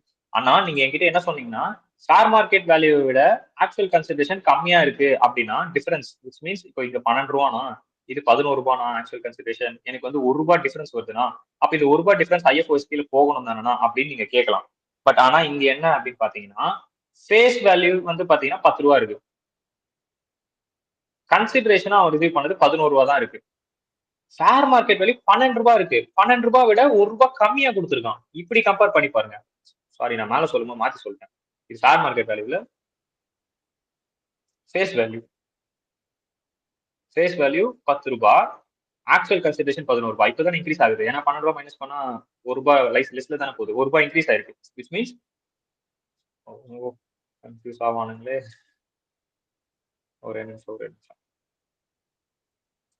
அதாவது ஃபேஸ் வேல்யூ 10 ரூபாவா, கன்சிடரேஷனால நீங்க எவ்வளவு ரிசீவ் பண்ணிருக்கீங்க? 11 ரூபாய் ரிசீவ் பண்ணிருக்கீங்க. இப்போ எவ்வளவு எக்ஸஸா ரிசீவ் பண்ணிருக்கீங்க? 1 ரூபாய் எக்ஸஸா ரிசீவ் பண்ணிருக்கீங்க. கரெக்டா? 1 ரூபி எக்ஸஸ். ஆனா 1 ரூபி எக்ஸஸா தானே நான் ரிசீவ் பண்ணிருக்கேன். அப்போ எனக்கு அந்த 1 ரூபிக்கு நீங்க ஐஎஃப்ஓஎஸ்கில டாக்ஸபிள் பண்ணணும் தானே அப்படின்னு நீங்க கேட்கலாம். பட் இப்போ ஃபேர் மார்க்கெட் வேல்யூ கம்பேர் பண்ணி பாருங்க. ஃபேர் மார்க்கெட் வேல்யூ 12 ரூபாய், ஆனா நீங்க 11 ரூபாய்க்கு தான் கொடுத்துருக்கீங்க. விச் மீன்ஸ் கம்மியா கொடுத்துருக்கீங்க compare with fair market value. அப்படி பண்ணும்போது கம்மியா தான் கொடுத்துருக்கீங்க அப்படின்னா 56(7)B அப்ளிகபிள் கேட்டா நாட் அப்ளிகபிள் ஆச்சா. இது ஃபர்ஸ்ட் கேஸ். ஒரு கேஸா பார்த்து மறுபடியும் ஃபர்ஸ்ட் கேஸ் பாத்தீங்கன்னா உங்களுக்கு அண்டர்ஸ்டாண்ட் ஆகும். இப்போ செகண்ட் கேஸ் பாருங்க. செகண்ட் கேஸ் என்ன சொல்லிருக்கான்? ஃபேஸ் வேல்யூ 10 ரூபாய், மார்க்கெட் வேல்யூ 12 ரூபாய், கன்சிடரேஷன் 9 ரூபாய். அதாவது இது எல்லாத்தையும் விட கம்மியா வாங்கிருக்கீங்க. அதிகமா வாங்கியிருந்தா மட்டும் தான் உங்களுக்கு என்ன 56(7)B அப்ளிகபிள் ஆகும். ஃபேர் மார்க்கெட் வேல்யூ அதிகமா பிரீமியம் கொடுத்து வாங்கியிருந்தா. பட் இந்த இடத்துல நம்ம எங்கேயுமே அதிகமா வாங்கல, சோ இந்த இடத்துல நாட் அப்ளிகபிள் ஆச்சா. அடுத்து R private limited mister C 10, 5, 10. Okay, காமனா இருக்கு. Face value fair market value விட கம்மியா தான் கொடுத்துருக்கீங்க, அதிகமா கொடுக்கல. சோ அதனால இங்கேயும் நாட் அப்ளிகபிள். அடுத்து எஸ் பிரைவேட் லிமிடெட் மிஸ்டர் டிக்கு கொடுக்குது. எவ்வளவுக்கு கொடுக்குதுப்பா? ஃபேஸ் வேல்யூ 10 ரூபாய், ஃபேர் மார்க்கெட் வேல்யூ 15 ரூபாய். ஆனா நீங்க கொடுத்துருக்கிறது 20 ரூபாய் கொடுத்துருக்கீங்க.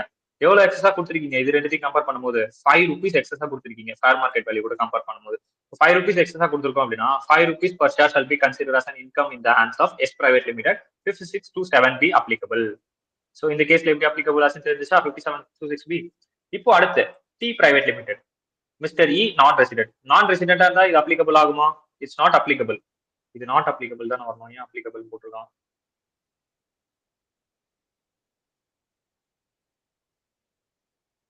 It's not applicable for non resident. நான் ரெசிடென்ட்க்கு அப்ளிகபிள் கிடையாது. இட்ஸ் நாட் அப்ளிகபிள் தான் வரணும் இங்க. ஒரு நிமிஷம்.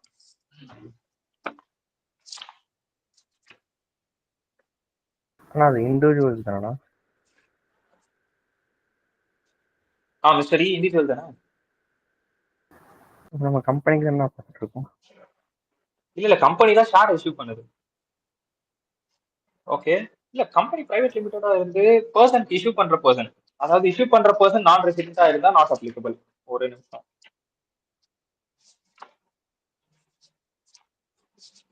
கம்பெனி இஷ்யூ பண்ணுது, அது இஷ்யூ பண்ணது நான் ரெசிடென்ட்டா இருக்கு அப்படின்னா 56(7)B வராதுன்னு அர்த்தம். ஆனால் கம்பெனியான டேக்ஸ் கட்டுறாங்க, ஸோ அவங்களுக்கு அப்ளிகபிள் ஆகலாம் தானே? கம்பெனி வந்து டாக்ஸ் கட்டினாலுமே அவங்க இஷ்யூ பண்ண பர்சன் நான் ரெசிடென்ட் தானே. அவங்க கொடுத்திருக்க பர்சன், அந்த ஷேர் கொடுத்திருக்க பர்சன் நான் ரெசிடென்ட். பழைய புக்ல கரெக்டா இருக்கு. இந்த இடத்துல நாட் அப்ளிகபிள் வரணும், மாத்திக்கங்க. ஓல்டு புக் ரெஃபர் பண்ணுங்க. நாட் அப்ளிகபிள் தான் இருக்கு, இங்க நாட் அப்ளிகபிள் வரணும். விச் மீன்ஸ் இப்போ நீங்க கேட்கிற கேள்வி என்னன்னா, ஆனா கம்பெனி தான் நான் இஷ்யூ பண்ணது. கம்பெனி இஷ்யூ பண்ணது யாருக்கு? ரெசிடென்ட்டுக்கா நான் ரெசிடென்ட்டுக்கா? In case non resident company issue பண்ணுது அப்படின்னா கம்பெனிக்கு டாக்ஸபிள் ஆகாது. ஓகேண்ணா. ஓகேவா?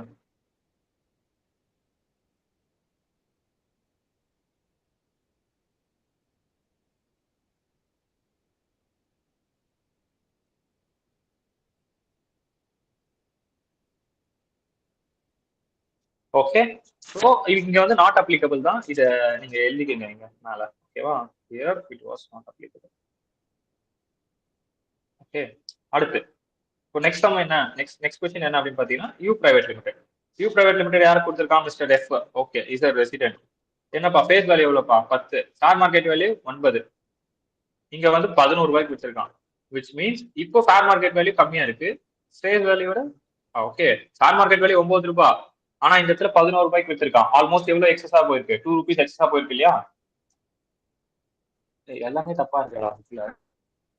எனக்கு டவுட்டா இருக்கலாம்.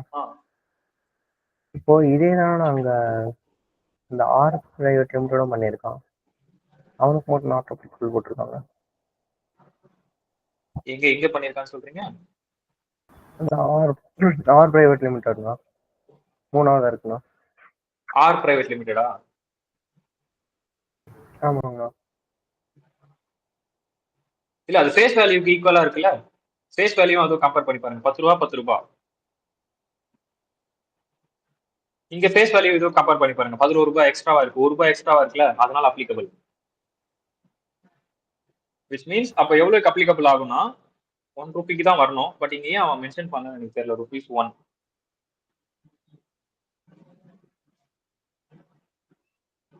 35 ரூபாய் 7 ரூபாய் எக்ஸஸா இருக்கு. இந்த கேஸ் எங்கேயுமே இல்லையே, டிஃபரெண்டா இருக்கு. You private limited 1 rupee will be taxable, 15 rupees 35. Okay, என்ன private limited 56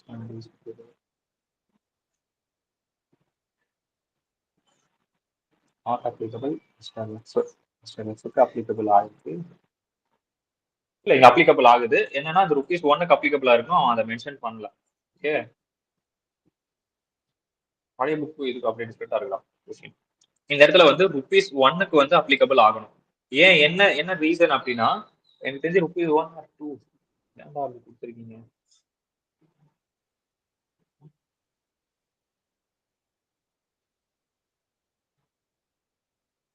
சரி, நான் ரெசிடென்ட் கொடுத்துருக்கேன். Sales to the fair market value office or sales construction registers in market applicable rules as well as the discount or price provision is not applicable to company. Okay, வேற company application company consider for issuance as it's a case of success aggregate consideration of success fees as well. இந்த இடத்துல அந்த point கொடுத்துருக்கான். என்ன கொடுத்துருக்கான் அப்படின்னு பாத்தீங்கன்னா, any consideration for issue of the share that exceed the face value of such shares. ஆமா, face value விட எக்ஸீட் ஆகுது. The aggregate consideration received of such shares as exceed the fair market value. Yes of course fair market value விடவும் அதிகமா இருக்கு அப்படின்னா then that shall be treated as income of the company. So எனக்கு இங்க கேள்வி என்னன்னா, ஃபேர் மார்க்கெட் வேல்யூ விட face value 10, அப்போ இங்க 1 ரூபி தான் டாக்ஸபிள் ஆகும். டெஃபினட்டா 1 ரூபி தான் நம்மளுக்கு ப்ரீமியம். எப்படி பார்த்தாலும் ஃபேஸ் வேல்யூ நம்மளுக்கு 10 ரூபாய். அப்போ நீங்க எவ்வளவு ப்ரீமியம் கொடுத்துருக்கீங்க? 11 ரூபாய்க்கு கொடுத்துருக்கீங்க. ஷேர் மார்க்கெட் வேல்யூ கம்மியா இருக்கு. இப்போ இந்த இடத்துல நான் 2 ரூபாய் எடுத்துக்கணுமான்னு கேட்டா எடுத்துக்க கூடாது. ₹1 தான் நீங்க எடுத்துக்கணும். ₹1 பர் ஷேர். ஓகேவா? ஸோ ₹1 பர் ஷேர் வந்து நீங்க கன்சிடர் பண்ணி டாக்ஸபிள் பண்ணுவீங்க. யார் கையில? மிஸ்டர் எஃப் கையில. ஓகே, இது புரிஞ்சுதா? இப்போ இது புரிஞ்சுதா எப்படி இருக்குன்னு? நீங்க இப்போ அந்த ஆர் கேஸையும் நீங்க சொன்ன மாதிரி அந்த ஆரையும் இந்த யூ கேஸையும், R private limited U private limited compare பண்ணி பாருங்க. கம்பேர் பண்ணி பார்க்கும்போது எப்படி அது டாக்ஸபிள் ஆயிருக்குன்னு உங்களால ஐடென்டிஃபை பண்ண முடியும். ஏன்னா அந்த ஃபேஸ் வேல்யூவும் 10, கொடுத்திருக்க வேல்யூவும் 10 அப்படின் போது ஒரு பிரச்சனையும் இல்லை. ஓகே, புரியுதா?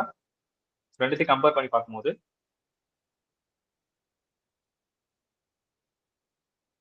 ஓகேண்ணா. ஓகேயா? சோ அது கொஞ்சம் நீங்க நோட் பண்ணுங்க, பிளஸ் இதையும் எழுதி வச்சுக்கோங்க. ஓகேவா? சோ அடுத்து, V private limited during the year such company has listed itself in the NSE after issuance of shares. Okay, அதாவது during the previous company has listed itself in the NSE after issuance of share. ஷேரை issue பண்ணதுக்கு அப்புறமா national stock எக்ஸ்சேஞ்சில் வந்து என்ன பண்ணிருக்கான்? List பண்ணி வச்சிருக்கான். ஆனா ஷேர் கொடுக்கும் போதே நேஷனல் ஸ்டாக் எக்ஸ்சேஞ்சில் இருந்தா தான் 56 வரும்னு நான் சொல்லியிருந்தேன். எங்க பார்த்தோம்? இங்க பார்த்தோம் இல்லையா? Only private limited company listed with NSC, என்எஸ்சில லிஸ்ட் ஆயிருக்கும் அப்படின்னு நம்ம ஒரு பாயிண்ட் படிச்சோம் இல்லையா? சோ இங்க என்ன ஆயிருக்குன்னா, ஷேரை இஷ்யூ பண்ணதுக்கு அப்புறமா தான் வந்து என்ன பண்ணிருக்கான்? என்எஸ்சில கொண்டு போய் அவன் பண்ணி வச்சிருக்கான். அப்ப டேரக்டாவே உங்களுக்கு தெரிஞ்சிச்சு 56(7)B நாட் அப்ளிகபிள். கரெக்டா? சோ இப்போ ஜஸ்ட் இப்போ இங்க இருக்க பாயிண்ட்ஸ் எல்லாத்தையும் கோ த்ரூ பண்ணுங்க. கோ த்ரூ பண்ணீங்களா அண்டர்ஸ்டாண்ட் ஆகும். So equity share capital consideration receive பண்ணிருந்தா என்ன, ரெசிடென்ட் நான் ரெசிடென்ட் பத்தி பேசியிருக்கான். சோ ப்ரொவிஷன் யாருக்கு அப்ளிகபிள் இல்ல, நான் எக்ஸம்ஷன் சொன்னேன், வென்ச்சர் கேபிட்டல் ஏதாவது இருந்தா, சோ வென்ச்சர் கேபிட்டல் ஏதாவது இருந்தா அப்ளிகபிள் ஆகாது. அந்த மாதிரி நம்ம ஒரு சிலர் பார்த்தோம் இல்லையா?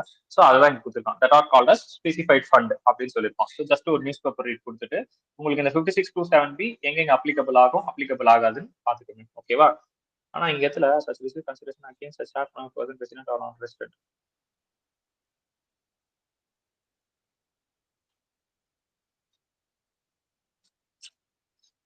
ஓஹோ, இந்த 56(7)B அமெண்ட் ஆயிருக்குடா.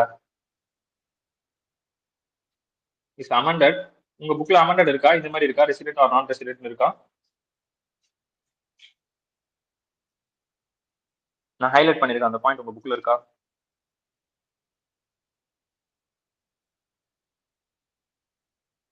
பாயிண்ட்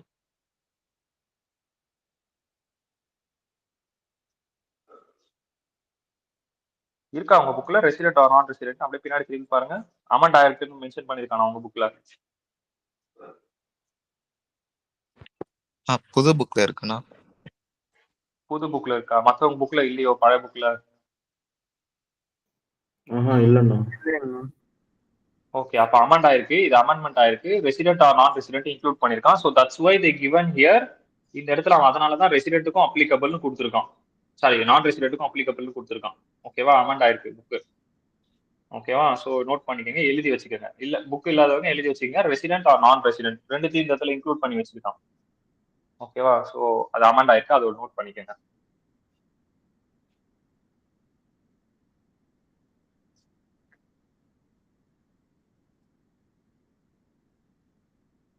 ஓகேயா?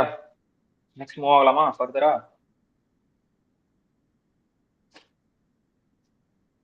எழுதிட்டு அதுக்கப்புறம் ஜஸ்ட் ஒரு கோ த்ரூ பண்ணினா உங்களுக்கு ரிமெம்பர் ஆகிடும். ஜஸ்ட் அந்த இடத்துல எழுதி புக்ல எழுதி வச்சுக்கலாம். ஓகேவா?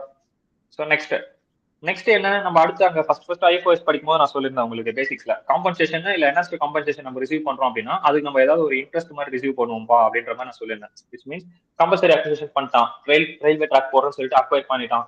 2 வருஷம் கழிச்சு அந்த காம்பன்சேஷன் என்கிட்ட கொடுக்குறான் அப்படின்னா நான் சும்மா இருக்கணும். எனக்கு 2 வருஷத்துக்கான இன்ட்ரெஸ்ட் போட்டு கூட நான் கேட்பேன்ல. ஸோ அந்த மாதிரியான இன்ட்ரெஸ்ட் நான் எதனா ரிசீவ் பண்றேன் அப்படின்னா என்ன ட்ரீட்மெண்ட்? 50% ஆஃப் த இன்கம் நீங்க என்ன பண்ணிக்கலாம்? ஸ்டாண்டர்ட் டிடக்ஷன் அலோவ் பண்ணிக்கலாம். allowed 50,000 standard deduction. ஆனா எனக்கு புரியலனா இந்த எக்ஸாம்பிள் அப்படியே பாருங்க, ப்ரொவிஷன் அண்டர்ஸ்டாண்ட் ஆயிடும். டியூரிங் த ப்ரீவியஸ் இயர் 2023-24 முன்னாடி பார்த்து எல்லாத்தையும் ஃபர்கட் பண்ணிட்டு அப்படியே இந்த டாபிக் வாங்க, அப்பதான் ஓகேவா? அங்கேயே ஸ்டக் ஆயிட்டீங்கன்னா இங்க படிக்கிறது உங்களுக்கு புரியாது. Okay, so example, during the previous year 2023-24 mister right receive 65,000 வந்து receive பண்றாராம். 45,000 pertaining to the previous year 2022-23. அதாவது அதில் 45,000 65,000 45,000 எந்த ப்ரீவியஸ் இயர்க்கானதான்? 2022-23 ப்ரீவியஸ் இயர்க்கானது. ஓகேவா? அது interest on delayed compensation. So அவர் காம்பன்சேஷன் வந்து கொடுக்கறதுக்கு டிலே ஆனதுனால அதுக்கு ஒரு இன்ட்ரெஸ்ட் அவருக்கு கிடைச்சிருக்கு. அந்த இன்ட்ரெஸ்ட் அமௌண்ட் அது. Such interest after allowing standard deduction shall be considered as an income of the previous year 2023-24, which means நீங்க எந்த ப்ரீவியஸ் இயர்ல வேணா வாங்கிக்கோங்க. 45,000 வந்து 2022-23 இது. பேலன்ஸ் இருக்கு 20,000 வந்து 2023-24 இப்படி இருக்கு. கரெக்டா? விச் மீன்ஸ் இப்போ இன்ட்ரெஸ்ட் வருது அப்படின்னா கம்பல்சரி அக்விசிஷன் 2020 பண்ணிட்டான்னு வச்சுப்போம். கரெக்டா? 2022 தான் எனக்கு வந்து கொடுக்குறான் அமௌண்ட். இது 10 லட்சம் கொடுக்கணும். சோ இந்த 10 லட்சத்தை வந்து எனக்கு 2022 தான் கொடுக்குறான் அப்படின்னா நடுவில் 2 வருஷம் இருக்குல்ல, 2021 2022 இப்படி 2 வருஷம் இருக்கு இல்லையா? சரி, 2023 நான் போட்டுக்கிறேன், நம்ம ஒரு வருஷமா எடுக்கிறதுனால. சோ இப்போ இந்த 2 வருஷம் நடுவில் இருக்கு இல்லையா? இந்த 2 வருஷத்துக்கு இன்ட்ரெஸ்ட் கொடுக்கணும் இல்லையா? அப்போ ஒரு இன்ட்ரெஸ்ட் இந்த வருஷத்துக்கான பர்டைனிங்ல இருக்குமா? அதுதான் அவங்க சொல்லியிருக்கான் இந்த இடத்துல, அந்த பர்டைனிங்ன்ற வார்த்தை. ஆனா எனக்கு புரியல, அந்த previous year pertaining to previous year எனக்கு அது புரியல அப்படின்னா ஒரு 45,000 இந்த வருஷத்துக்கானது, 20,000 இந்த வருஷத்துக்கானது. ஏன் மைட் பி டேஸ் கன்சிடர் பண்ணி அது 20,000 கம்மியா இருக்கலாம். வித்தின் 6 மந்த்ல கொடுத்துருக்கலாம், இல்ல வித்தின் 8 மந்த்ஸ்ல கொடுத்துருக்கலாம். அந்த மாதிரி கால்குலேஷன் இருக்கும்போது இன்ட்ரெஸ்ட் வேரி ஆகும் இல்லையா? சோ இந்த பர்டைனிங் த ப்ரீவியஸ் இயர்ன்றது இந்த வருஷத்தை சொல்லுது, 2021 சொல்லுது. ஓகேவா? இதுதான் அந்த பர்டைனிங்கான வார்த்தை. இந்த வருஷத்துக்கான இன்ட்ரெஸ்ட் 45,000 ரூபாய். அவன் சொல்ல வர்றது என்ன? இந்த வருஷத்துக்கான இன்ட்ரெஸ்ட் 45,000 ரூபாய், இந்த வருஷத்துக்கான இன்ட்ரெஸ்ட் 20,000 ரூபாய். சோ ரெண்டுத்தையும் சேர்த்தீங்கன்னா உங்களுக்கு 65,000 ரூபாய் அப்படின்னு அவன் சொல்ல வரான். ஓகேவா? இப்போ நான் என்ன பண்ணலாம்? 2023 என் கான்செப்ட் படி 2023 அப்போ நான் என்ன பண்ணிக்கலாம்? ஐஎஃப்ஓஎஸ்ல எனக்கு டாக்ஸபிள் ஆகும். 65,000 ரூபாய் நான் இன்ட்ரெஸ்ட் ரிசீவ் பண்ணிருக்கேன்னு சொல்லிட்டு நான் என்ன பண்ணிக்கலாம்? ஸ்டாண்டர்ட் டிடக்ஷன் அலோவ் பண்ணிக்கலாம். எவ்வளவு அலோவ் பண்ணிக்கலாமாப்பா? 50% ஆஃப் ஸ்டாண்டர்ட் டிடக்ஷன் அலோவ் பண்ணிக்கலாம் படிச்சேன் இல்லையா? 50% ஆஃப் ஸ்டாண்டர்ட் டிடக்ஷன் அலோவ் பண்றோம் அப்படின்னா 32,500 only shall be considered as income. இந்த 30,500 shall be considered as income for the previous year 2023-24. அதாவது 50% நான் மைனஸ் பண்ணி பேலன்ஸ் இருக்க 50% வந்து நான் டாக்ஸபிள் பண்ணிப்பேன். சோ அப்போ என்ஹான்ஸ்ட் காம்பன்சேஷன் ஒரு காம்பன்சேஷன் நீங்க ஏதாவது இன்ட்ரெஸ்ட் ரிசீவ் பண்ணிருக்கீங்க அப்படின்னா 50% ஸ்டாண்டர்ட் டிடக்ஷன்ஸ் எடுத்துக்கலாம் அப்படின்னு நீங்க சொல்ல வரான். இந்த பாயிண்ட் புரிஞ்சுதா? Okay done.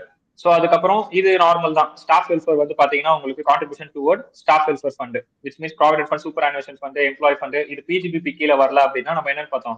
ஐஎஃப்ஓஎஸ் கீழே டாக்ஸபிள் ஆகும் பார்த்தோம் இல்லையா? சோ அதே சேம் கான்செப்ட் தான் இந்த இடத்துல அதே கொடுத்து பாருங்க. If employee deposited within time, எம்ப்ளாயோட கான்ட்ரிபியூஷன் வந்து வித்தின் டைம்குள்ள டெபாசிட் பண்ணிட்டான் அப்படின்னா no treatment. In case employee contribution not deposited within time, within டைம்குள்ள, அதாவது உங்களுக்கு பிஎஃப் பிடிக்கிறோம் அப்படின்னா பிடிச்ச பிஎஃப் அவன் கொண்டு போய் கட்டிடணும். பிஎஃப்ல எவ்வளவு வந்து பிடிச்சிருக்கான் அப்படின்றத போயிட்டு அந்த மந்த்லி அவன் கட்டிடணும். இன்கேஸ் அதை கட்டாம விட்டுட்டான் அப்படின்னா கம்பெனிக்கு அது என்ன ஒரு இன்கம் மாதிரி தானே. உங்க சர்வீஸ்க்கு ஒரு காசு கொடுக்கணும், அந்த காசை தான் அவன் பிடிச்சிருக்கான். பிடிச்சிட்டு அதை எங்க கொண்டு போய் கரெக்டான ஒரு ப்ராப்பரான பர்சன்ஸ் கிட்ட எந்த பர்சனுக்கு அது தேவையோ அவங்க கிட்ட கொடுத்துடணும் இல்லையா, அந்த பிஎஃப் கிட்ட இருந்து கொடுக்கணும். வித்தின் டைம்குள்ள கொடுத்துட்டான் அப்படின்னா ஓகே, நோ ட்ரீட்மெண்ட். இன்கேஸ் அவன் கொடுக்கல அப்படின்னா taxable as income from other sources அப்படின்னு சொல்லுவாங்க. In case if not taxable, if not taxable as a business income. In case PGBP கீழே வரல அப்படின்னா then you directly take it into IFOS. ஓகேவா? So this is the point. அதுக்கப்புறம் interest on securities, இதுதான் நான் first நம்ம பிபிடிலே பார்த்தோம். என்னென்ன இன்ட்ரெஸ்ட் ஆன் செக்யூரிட்டிஸ் இருக்கும். ஸ்டாக்கிங் ட்ரேடா வச்சுதான் பிஜிபி கீழே வரும் நான் சொன்னேன் இல்லையா. ஸ்டாக்கிங் ட்ரேடா வச்சுதான் பிஜிபி கீழே வரும்னு இந்த table column. So this are the tax treatment. So அது போக அதர்வைஸ் ஸ்டாக்கிங் ட்ரேடா இருக்கு அப்படின்னா then you will take it into IFOS. இந்த 2 பாயிண்ட் போதும். மற்றது எல்லாமே ஜஸ்ட் நீங்க கோ த்ரூ பண்ணா போதும். ஜஸ்ட் ஒரு நியூஸ் பேப்பர் ரீட் கொடுத்தா போதும். இந்த எல்லாமே வந்து நீங்க important. Which means okay, stock in ட்ரேடா இருந்தா பிஜிபி கீழே வரும், ஸ்டாக்கிங் ட்ரேட்ல IFOS கீழே வரும். இந்த மாதிரி பாயிண்ட்ஸ் மட்டும் தான் இம்பார்ட்டன்ட். பிபிடில ஃபர்ஸ்டே அதுதான் இருக்கும் உங்களுக்கு, இன்ட்ரெஸ்ட் ஆன் செக்யூரிட்டிஸ் அதுக்குள்ள எதெல்லாம் வரும்னு. வேற என்ன உங்களுக்கு இதுல ஐஎஃப்எஸ்ல இம்பார்ட்டன்ட், இந்த பாண்ட் வாஷிங் டிரான்சாக்ஷன், இது டிபென்சர் ரிலேட்டடா இருக்கும். அதுக்கான இன்ட்ரெஸ்ட் டே டு டே பேசிஸ்ல அக்கூர் ஆகிட்டே வந்துட்டு இருக்கும். இது இம்பார்ட்டன்டா கேட்டா இது வரைக்கும் கேட்டதில்ல, but avoidance of transaction by certain securities. சரி, இது ஜஸ்ட் கோ த்ரூ பண்ணுங்க நீங்க. இது வரைக்கும் இது யாரும் அவ்வளோ பெருசா கேட்டதில்லை. பட் நான் இப்போ எடுக்கிற பேட்ச் வரைக்கும் நான் என்ன சொல்றேன், ஜஸ்ட் நீங்க நியூஸ் பேப்பர் ரீட் கொடுத்தா போதும். லைக் டாக்ஸ் அவாய்ட் பண்றதுக்காக சில டிரான்சாக்ஷன் நீங்க பண்றீங்க அப்படின்னா then that will be called as bond washing transaction அப்படின்னு சொல்லுவாங்க. ஸோ அது கண்டர்ல வருது அப்படின்னா அதுக்கு என்னென்ன சுச்சுவேஷன் நடக்கும் அதுக்கு ஒரு எக்ஸாம்பிள் கொடுத்துருக்கான். கோ த்ரூ பண்ணுங்க. இது அண்டர்ஸ்டாண்ட் ஆகல அப்படின்னா கேளுங்க, நான் வந்து சொல்றேன். ஓகேவா? வேற என்ன உங்களுக்கு இம்பார்ட்டன்ட் இதுல, sum of life insurance policy. So life insurance policies, unit linked policy, 80 DDB, 80 DDB. Okay, so இது நீங்க பார்க்க வேண்டாம். இது வந்து டிடக்ஷன்ஸ் பார்க்கும்போது நான் சொல்றேன்.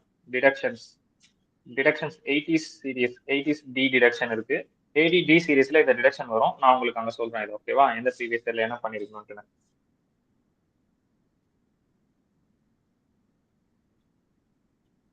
ஓகே, இது இருக்கா முதல்ல உங்களுக்கு உங்க புக்ல இது இருக்கா லைஃப் இன்சூரன்ஸ் பத்தி?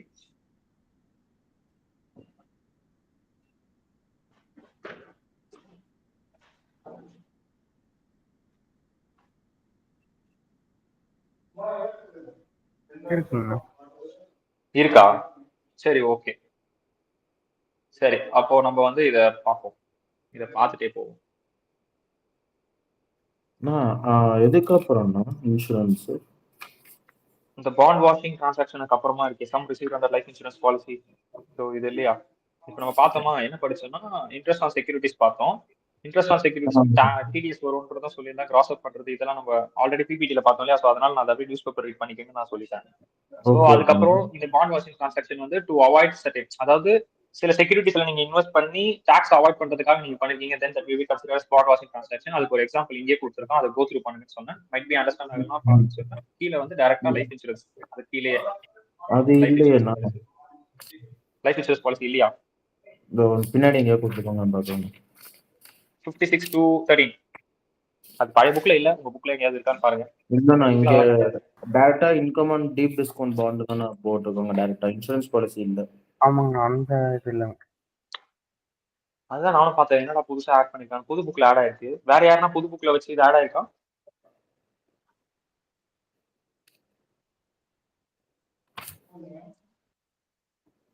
டீப் டிஸ்கவுண்ட் பாண்ட் காணும். டீப் டிஸ்கவுண்ட் பாண்ட் பெருசா டிவிடெண்டுக்கு முன்னாடி கொடுத்துருக்காங்கண்ணா. அதான் டிவிடெண்டுக்கு முன்னாடி இருக்கு. RBI give the market value. அந்த டீம் டிவிடெண்ட் பாண்டுக்கு வந்து ஆர்பிஐ வந்து மார்க்கெட் வேல்யூ கொடுக்கும். அப்படியே ஸ்வாப் பண்ணிட்டாங்கன்னு நினைக்கிறேன் டீப் டிஸ்கவுண்ட் பாண்டும் இன்சூரன்ஸ் பாலிசியும். அதுக்கு பதில் இது வச்சிட்டாங்கன்னு சொல்ல வரீங்களா? ஆமாண்ணா, இதுக்கு இதை மாத்தணும். சரி, ஓகே, நம்ம அப்போ லைஃப் இன்சூரன்ஸ் பாலிசியே பார்ப்போம். டீப் டிஸ்கவுண்ட் பாண்ட் இதுல காணவே டிவிடெண்ட் போயிட்டு இருக்கு டைரக்டா. இது வந்து டீப் டிஸ்கவுண்ட் பாண்ட் ஒன்றும் பெருசா இருக்காது, வெறும் தேரி மாதிரி தான் இருக்கும். அதுவுமே ஒரு டேபிள் காலம் போட்டு ஃபுல்லா தேரி மாதிரி தான் இருக்கும்னு வச்சுக்கலாம். சரி, ஓகே. டீப் டிஸ்கவுண்ட் பாண்ட் அதுக்கப்புறம் டைரக்டா அவன் ஸ்பெஷல் ப்ரொவிஷன் அலவன்ஸ் போயிட்டான். சரி ஓகே, நம்ம என்ன பண்ணலாம் நெக்ஸ்ட் கிளாஸ்ல வந்துட்டு இந்த எல்ஐசி பாலிசி, லைஃப் இன்சூரன்ஸ் பாலிசியும் பிளஸ் வந்து டிவிடெண்ட் நீங்க கோ த்ரூ பண்ணுங்க.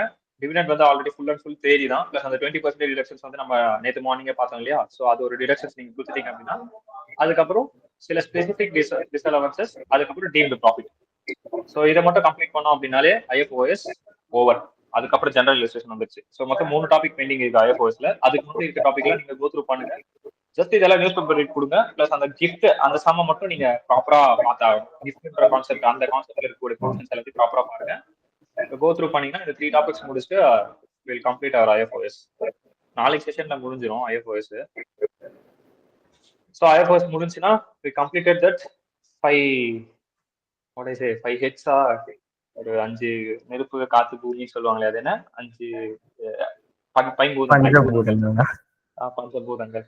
ஸோ அந்த மாதிரி வந்து அந்த பஞ்சபூதங்களை வந்து நாளைக்கு நம்ம முடிச்சிருவோம். ஸோ ஜஸ்ட் ஒரு கோ த்ரூ பண்ணுங்க எல்லாமே. ஆல்மோஸ்ட் நடத்துற வரைக்குமே நம்ம உங்க புக் வைஸ் தான் போயிருக்கோம் அப்படின்னும் போது, இப்போ உங்க புக் சைட்ல பாத்தீங்கன்னா லைட்டா ஷேட் மாறி இருக்கும், ஒரு கிரே ஷேடுக்கு மாறி இருக்கும் உங்க புக் க்ளோஸ் பண்ணிட்டு பாத்தீங்கன்னா ஃபுல்லாமே சைட்ல பார்க்கும்போது எங்கெங்கெல்லாம் கிரே ஷேட் மாறி இருக்கோ அந்தந்த ஏரியாலாம் நம்ம கை வச்சு படிச்சிருக்கோம் அப்படின்னு தெரியும். இப்போ கீழே பாத்தீங்கன்னா கடைசி அந்த 3 சாப்டர் மட்டும், அந்த செக்ஷன் சி மட்டும் அப்படியே ஃபுல் ஒயிட்டா இருக்கும். மத்த எல்லாமே கொஞ்சம் கிரே ஷேடுக்கு மாறி இருக்கும். ஸோ அந்த மாதிரி நீங்க படிக்க உங்க புக் வந்து ரொம்ப பழசாயிட்டே வரும். அது பார்க்கும்போது சின்னதா ஒரு ஹாப்பினஸ் கிடைக்கும். ஓகே நான் இவ்வளவு படிச்சிருக்கேன். நடுவில் நீங்க அந்த புக்கை வந்து ஒரு சாப்டர் விட்டு இன்னொரு ஸ்கிப் பண்ணிட்டு இன்னொரு சாப்டர் போறீங்கன்னா ஸ்கிப் பண்ண சாப்டர் மட்டும் அப்படியே ஃப்ரெஷ்ஷா இருக்கும், ஒயிட் கலர்ல நடுவில் ஒரு கோடு.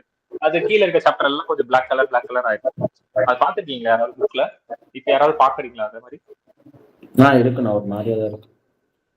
அந்த மாதிரி கோடா நீங்க எங்கெல்லாம் ஸ்கிப் பண்ணிருக்கீங்கன்றது அதை வச்சு ஈஸியா கண்டுபிடிச்சிடலாம். இந்த இடம்லாம் ஒயிட்டா இருக்கு, அப்ப இந்த இடம் நான் படிக்கல போல இருக்கு அப்படின்ற மாதிரி நம்ம ஈஸியா கண்டுபிடிக்கலாம். ஸோ அந்த மாதிரி புக் படிக்க பழசாயிட்டே வரும். ஸோ அந்த மாதிரி படிச்சுட்டே இருங்க, திரும்ப விட்டுறாதீங்க. ஓகேவா? ஓகேடா. ஸோ கோ த்ரூ பண்ணுங்க, சொன்னது எல்லாமே கோ த்ரூ பண்ணிட்டு ஏதாவது டவுட்னா நெக்ஸ்ட் கிளாஸ்ல கேளுங்க. Next class we try to complete IFOS.